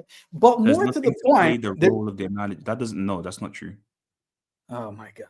Again, you spoke, dude, you spoke for like 5 minutes. Oh, you want to, okay, go ahead. So you want to speak for 5 minutes? For like 5 minutes, and I didn't cut you off, and then you interrupt me. And then the one time, or the whatever time I interrupt you, you think that I'm getting more time than you. Everybody can see. I don't. I just thought that everybody should be able to see. And okay, this just is go ahead. Let me finish. Just go ahead, dude. Everybody should be able to see. This is almost 2 hours long. I've given you ample time. He's trying to play the rhetoric game. Just let me interject for a second. You're again interrupting me. With my time, I can say whatever I want. It's none of your business. I can say whatever I want. It is my business. Well, do me a favor, guys. No, it's not, because I didn't interrupt you when you spoke. If we could just if you wait for a person at the end, if they finish, just say submitted or wait for the pause. If there's a pause, Okay. then you know, right? Okay, thank you guys. Yeah, Jake, go ahead. anyway, Sorry about the that. point is I'm giving him ample time to speak. What I'm trying to explain, I already went through this example with the lump of clay in the statue. Okay, I've already gone through this. But the main point is that I want the audience to understand is that the argument that I'm put forth and the LPT is assuming that we, first of all, in the first example, that we count gods by a relation of classical or absolute identity. He's saying that he's not counting gods by that relation. Therefore, he's counting by a different way and doesn't wind up with three gods in his model. The second objection that we just have gone over, if the Father is absolutely identical to the divine essence and the Son is absolutely identical to the divine essence, then it follows by the logic of classical or absolute identity that the Father and Son would be absolutely identical to each other, which is the heresy of modalism. He's already agreed to that, and he's saying, therefore, when it comes to the doctrine of the Trinity, we cannot apply, at least in this sense, we cannot apply classical or absolute identity. Now, we've been going on for almost 2 hours. I'm going to bring the final, the third objection, which again, I know the exact same thing is going to happen, right? The exact same thing is going to happen. It's the argument is going to assume something which he's going to have to reject. So we talked earlier about, there's been a lot to do about classical identity and Leibniz's law and discernibility. And this is obviously related to that. So when you say that the, let's say that the Son is identical to the divine essence or absolutely identical to divine essence, the problem with that would be is that the divine essence, just as one example, the divine essence is unbegotten, whereas the Son is begotten by, and not even by the divine essence, is begotten by the Father.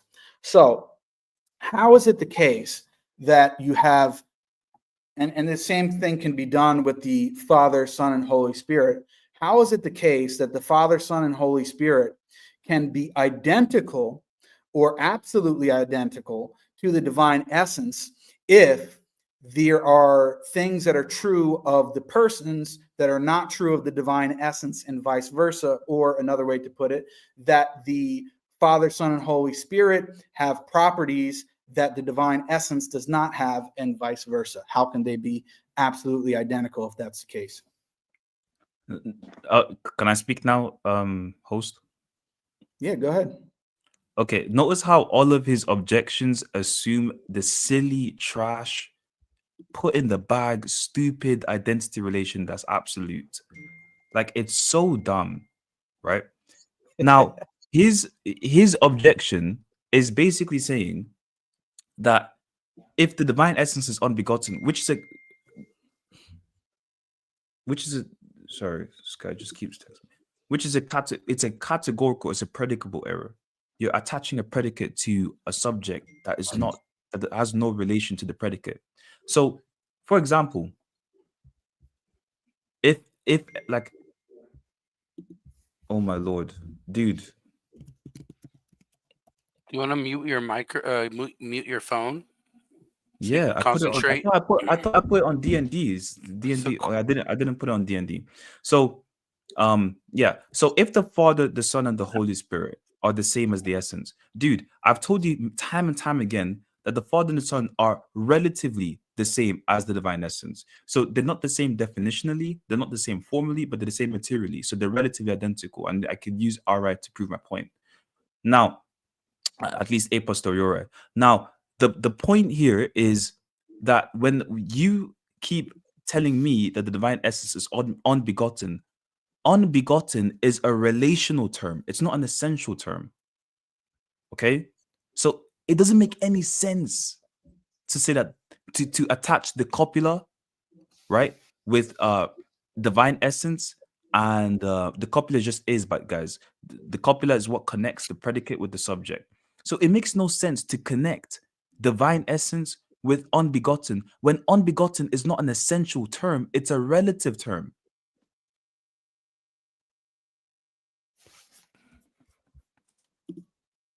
He dropped out again. It wasn't on my end. Yeah, no, I see that. I'm sure he'll come back.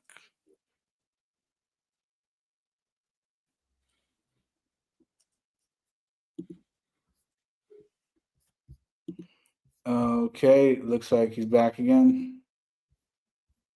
Welcome back. Sorry. So It's okay. it makes no sense when it's a relative term, because unbegottenness is a relative term, so it's only indexed in a relational sort of category. So it's not indexed to the essential category, and the divine essence signifies the essential category. So it's a categorical error to say that the divine essence is unbegotten. Only the Father is unbegotten, because the Father is constituted by the hypostatic property, which is relational by its very nature. It is relational. And so the Father is unbegotten and the Son is is begotten because of the relation between the two, not because the divine essence is unbegotten, something like that. No. When we say that, when anyone says the divine essence is unbegotten, they're not talking about a relational. All right, bro. I'm getting a little tired of this, to be quite honest with you. So we're gonna have to like wrap it up after this, you know. If yeah, if he doesn't come back, do you just want to close? No, I mean, your well, I'm argument? gonna let him back, dude. I'm gonna let him back, but it's been going on for 2 hours and he keeps dropping out. You know, it's just becoming a bit of a headache. So anyway, hold on. Actually, I want to show this so people can see. As you can see, there's two Veritas on the screen. The one that's loading, I'm going to remove that and kick it out from the studio. Anyway, go ahead. You were talking. Am I here? Yeah, Yeah, you're go here. ahead. You're up. You said relative identity. That's the last thing you said. Okay. So basically, sorry, it's becoming a headache, guys, because the link, the Streamlab just keeps telling me link down, link. I don't know if it's a problem with the server or something, but Brother, none of basically, us are getting kicked. Nobody else is getting removed, bro. because I'm in a different location, though. I don't know, though. Well, your friend is also hasn't been getting removed. He just got removed again. I don't know what's going on here. Yeah, this is. I don't know. He's in the UK. He should have better internet than you in Morocco. Well, I don't know where his friend is. I think his friend is also there too.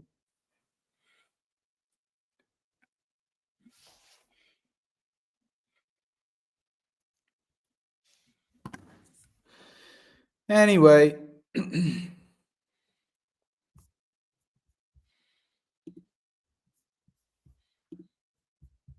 we're waiting for him to come back, guys. Nobody has removed him. He already admitted that earlier throughout the stream. Nobody's removed him at all throughout this entire time.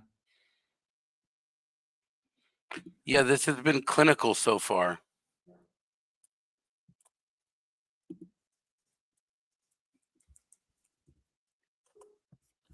Okay, heard that. I think he's back again. Okay. Anyway, we're gonna have to wrap this up soon. Number one, Yeah, because if it cuts out one more time, then it's wrapped up, because I don't know what's going on with my phone right now. It's just weird. But regardless, we've been going on almost 2 hours, so we're gonna wrap. I just want to end give my final objection to that point. When we say that the Father is unbegotten, it's a relational term, so it only applies to the relations. The Father is unbegotten, the Son is begotten. And so the argument wouldn't follow, because it assumes that the divine essence is unbegotten, which makes no sense. We don't say the divine essence is unbegotten unless someone wants to mean something else by unbegotten, by the term, like Saint Justin Martyr or something. But in common, people say that the Father does beget the Son. Yeah. Okay. Does the divine essence beget the That's Son? a relational property, though. It's not an essential one. Yeah, and so what does that mean? Doesn't have to be identical? No, it means that it's only by virtue of the relation that we can say that the Father begets the Son, not by virtue of the essence, at least directly or primarily, right? It's Yeah. only by virtue of the relation that the Father has with the Son. Go So ahead. I'll let you finish. Go ahead. I won't ask another question. Go ahead. There's multiple examples. Like, for example, I give this example to people all the time. You might not be able to see my screen, but I just drew a line. Oof, you might not be able to see it though. Yeah, you guys might not be able to see it, but I just drew a line from here to here. Okay. And here is the starting point of the line. And here is the ending point. But this is the same line. So what makes this starting point of the line different from this point of the line?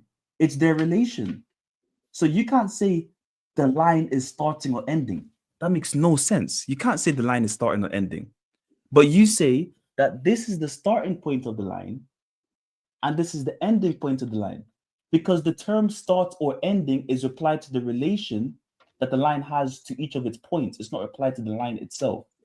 It's the same exact way that when you say that the Father is begotten, it's not applied to the essence, the line, it's applied to the point, right? The person, the relations, the Father to the Son.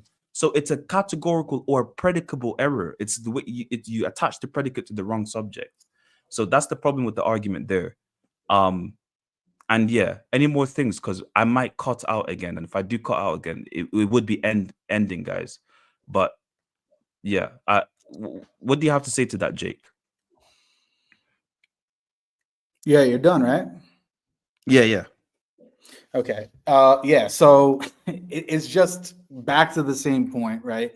Back to the same point. Well, in the beginning, although you started off kind of mocking, you were actually more on the right track, which is that, yes, it's actually assuming Leibniz's law, okay, which is that if X and Y are identical, right, in order for X and Y to be identical, they're identical if and only if any predicate or property P possessed by X is also possessed by Y and vice versa. Okay, this is one formulation of Leibniz's law. Basically, there are other ones, but they basically say the same thing. Now, you started off by saying, wow, this objection assumes this ridiculous notion of absolute identity. And yeah, that's right. That's exactly what I said from the beginning. It's just another aspect of it, which is that in order for two things to be identical, as you said, I'm not sure. He just dropped out again. He dropped out again. He dropped, but could you finish your statement? Yeah. I'm going to finish my statement, but that's it. I'm not going to go back and forth with him anymore. So anyway, if people wonder why he's not back on the stream, and anyway, he said it to himself. If he drops out, then that's it. Calls it a wrap. So I'm just going to I let him speak. I'm going to summarize it with this and then kind of end the stream from there. So what I was saying is, yes, it assumes what is not a ridiculous notion. It assumes that Leibniz's law is true, which is that if X and Y are identical, if and only if any predicate or property P possessed by X is also possessed by Y and vice versa. That just means that if X and Y, or in this case, let me just give an example so people understand. If Jake and, let's say, the speaking Muslim are really identical, are really the same thing, then that would have to mean whatever property Jake has, the speaking Muslim also has. But guess what? The speaking Muslim and Jake have different properties and things that are true of one another that are not possessed by the other. For example, speaking Muslim is in one location, which I'm not going to say where. I'm in Morocco. He's not in Morocco. I have a red hat on. I think he has a black hat on. We have different predicates or properties that are being ascribed to each other. And therefore, we are not identical. We're not the same thing, right? That's what the principle says. Likewise, when it comes to Jake Brancatella and the Muslim metaphysician, Jake Brancatella and the Muslim metaphysician really are the same thing. Why? Because any predicate or property that is in reality ascribed to Jake Brancatella and the Muslim metaphysician, right, is actually ascribed to the other. Okay? So that's why I can say, and there's no confusion as to why Jake Brancatella and the Muslim metaphysician are really the same thing. We're the same entity. They're just two names that refer to the same entity. Whereas the speaking Muslim and JBrancatella are not two names that refer to the same entity. Okay, so I hope that's clear to the audience. Also, he's saying that this is a ridiculous objection. I just want to show you guys this very quickly. 1 second here, just to show you that this is not just my objection, right? This is from a paper called let me just get you the title of the exact paper. It's called Conciliar Trinitarianism, Divine Identity Claims and Subordination by Timothy Paul, who's a Catholic philosopher.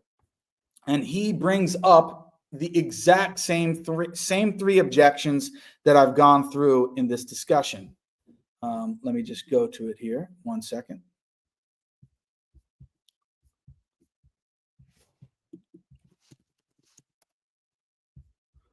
Okay, so he says a third sort of argument combines both preceding arguments. It begins by showing through transitivity and symmetry that one divine person is strictly identical with another. It then applies the predicates apt of one via Leibniz's law to the other. In this manner, we can derive, supposing again that the persons are strictly identical with the divine nature, that the Father is begotten, that the Holy Spirit suffers on the cross, etc. Such claims, though, are inconsistent with the teaching of the first 7 ecumenical councils. Conciliar Trinitarianism is inconsistent with the strict, what he calls strict identity answer to the person nature question. Now, he's saying that strict identity is not consistent with what Trinitarians claim. Why? Because he's assuming that Leibniz's law is true and is universal, and that so is classical or absolute identity. He's assuming that these things are true, and therefore he's saying that these are arguments against the view that the persons are strictly identical to the divine nature. Because if they are, then you have the 3 different arguments that I brought up. And I just want to give a reminder of what they are. The first argument was the counting objection, that if the Father is God, the Son is God, and the Holy Spirit is God, then it's going to follow, if you count by what we call classical identity, which is just a basic way that we count, including Muslims and Christians, then you're going to get 3 gods. His response to that was, we have to count differently. We have to count by some other relation, right? The second objection is that if the Father and Son are strictly speaking identical to the divine essence, then it would follow that the Father and Son are identical to each other, which would be the heresy of modalism. His response to that is that he rejects, in this case, the application of classical or absolute identity. Okay. And then in the third example of the Father, Son, and Holy Spirit being identical to the divine nature, the third argument, we are saying that by Leibniz's law, that if the Father, Son, and Holy Spirit are identical to the divine essence or nature, then they must possess the same properties, and what's true of one should be true of the other in reality. But that isn't the case, and therefore they cannot be, strictly speaking, identical. Otherwise, if you say that they are strictly identical to the divine essence, then that would cause a problem, because how could they be strictly speaking identical to the divine essence and yet not possess the same properties, or what's true of one is not true of the other? Okay, so those were the 3 arguments. Basically, the ending of it all is that he says we can't count by the we can't count by classical identity, or the normal way in which we count, according to what Branson states, the basic way in which we count. In order to avoid 3 gods, we can't count by that basic way. And in order to avoid modalism, we have to reject the application of classical identity to the Trinity, because normally any 2 things that are identical with some third thing would be identical to each other, and that would be the heresy of modalism. So anyway, that's a basic summary of how the discussion went. In the end, the LPT, as far as I'm concerned, still actually survives because, again, if you wanted to, you could become a modalist in response to the LPT. You could become a partialist. You could become someone who rejects classical logic.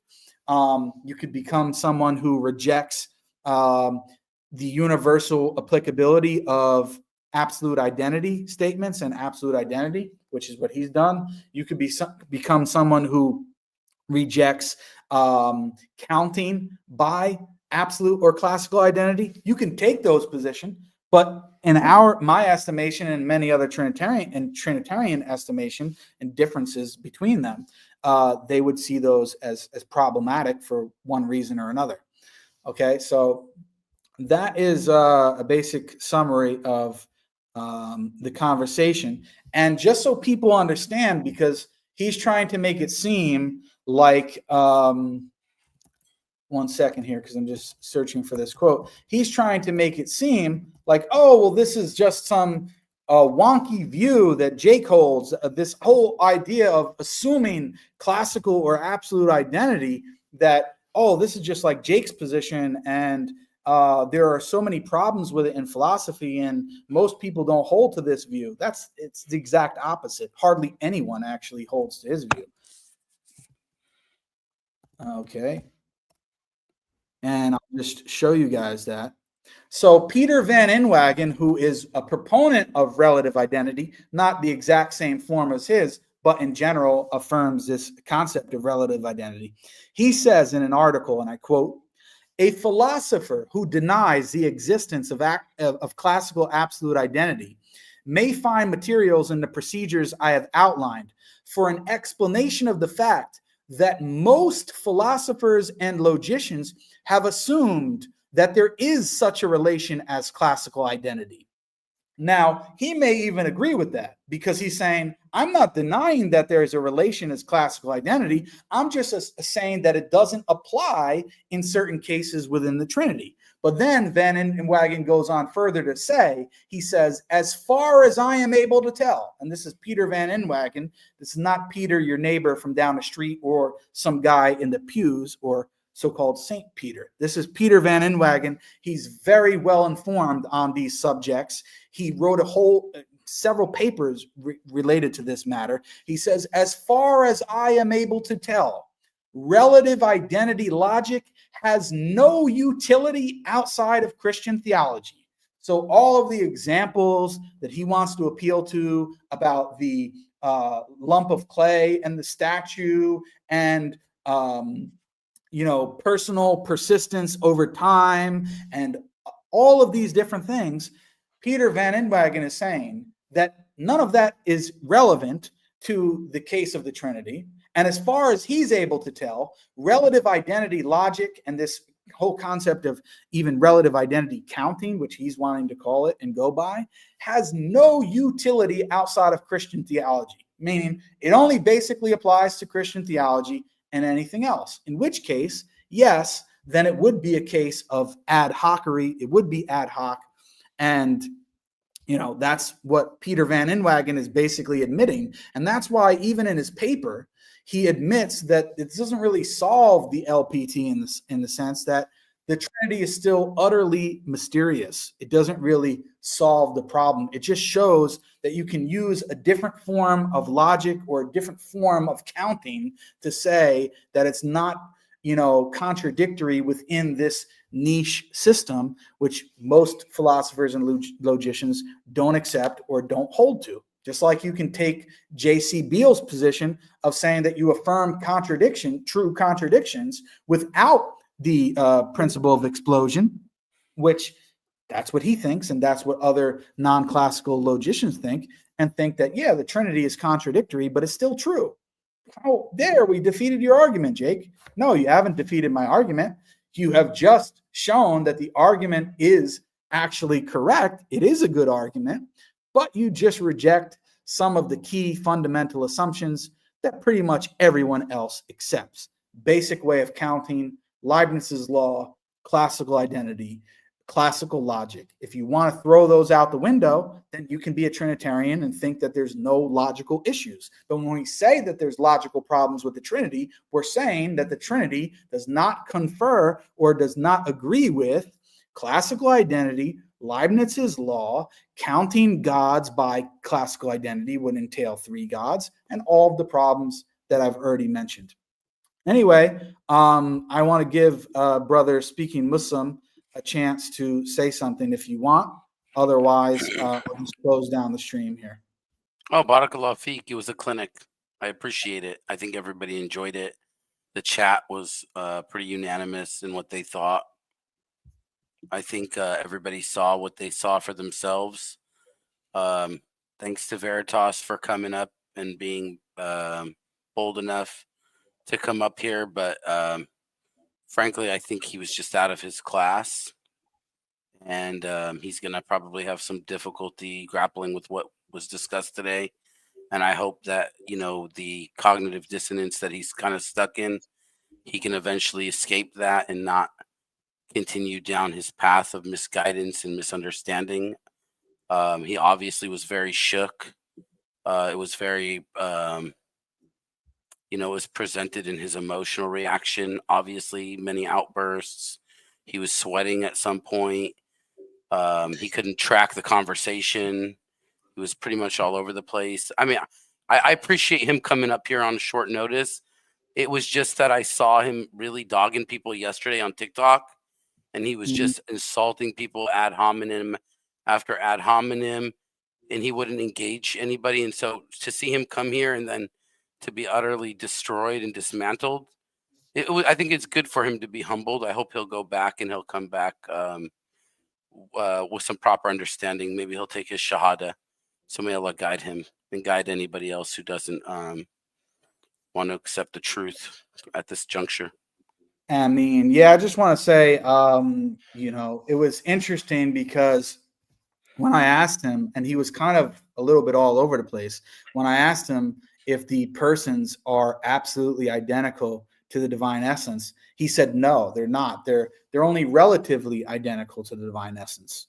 But then other things he said, you know, before and after that contradicted that. So it seemed like he wasn't even really clear on some of his positions. And I do want to say to the Thomists out there, although he doesn't want to go by that name, but the people who have similar positions or represent his position in it, or hold to a similar position that he does, they can't actually attack people like Jay Dyer and these so-called ortho bros or Eastern Orthodox Christians who try to respond to the LPT by saying, oh, we just count gods differently, or we count by a relation other than classical identity, because they're doing the exact same thing. The Eastern Orthodox and Bo Branson and what's his name, Jay Dyer, they're counting by a relation other than classical identity. They're counting by division or separability. And in the case of this guy, he's doing the same thing. He's counting gods by a relation, which he's calling relative identity, by a relation other than classical identity, or the standard way in which we humans count since we were taught from 5 years old, versus when it comes to persons, there are 3 persons in the Trinity, but he counts them by classical identity, or the basic way in which we count. So there's an inconsistency. You count one thing by one way and one thing by another way, and there's no justification. There's no non-ad hoc justification for why you count persons by the relation of classical identity versus counting gods by some other relation. But anyway, there's one super chat here, which I'm going to just post up. Keep going with the dawah, Jake. May Allah reward you. Barakallahu feek. Really appreciate that super chat. Nobody else posted any super chat comments or questions there, so I'm just going to leave it there. I'm going to end the live stream, and then I'll just speak to you in the background, brother speaking Muslim. But I just want to say thanks to the audience for staying around. I hope that at the very least you found this interesting or educational, and hopefully learned something from it, especially the Muslims. And if you didn't, I apologize. Haven't done a live stream in a while because I've been a bit busy and a lot of stuff going on here. But alhamdulillah, look out to some videos coming soon, inshallah. If you have any last comments, and then I'll just close it out. So just really quick, Veritas is messaging me post debate here. I think he's tapped out. He's asking if G1 can debate next. I'm pretty sure we're just out of time at this point. But No, I we're just want to definitely not doing another debate now. No, but no, of course not. But I just want to. I just thought the audience and you would be interested in that, and so. What did he actually say, if you don't mind? No, I'm not sugarcoating anything. It's what he said.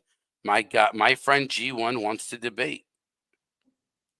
Okay, so well, I mean, people can interpret that how they want. If they think, look, if G1 is just going to copy and paste and say the same thing as this guy, then there's really no point. He has to address. One second. If G1 is satisfied with how his friend did, then I don't know why he would want to debate. He must be unsatisfied with what his friend did, and therefore he wants to debate. That's how I interpret it. But we'll talk about that privately, and we'll see how it goes. Okay. Barakallahu feek. All right. Barakallahu feek to everybody watching. Please keep me in your du'as. I would really appreciate that. And we'll talk to you and see you guys again sometime soon, inshallah. But until next time, assalamu alaikum wa rahmatullahi wa barakatuh.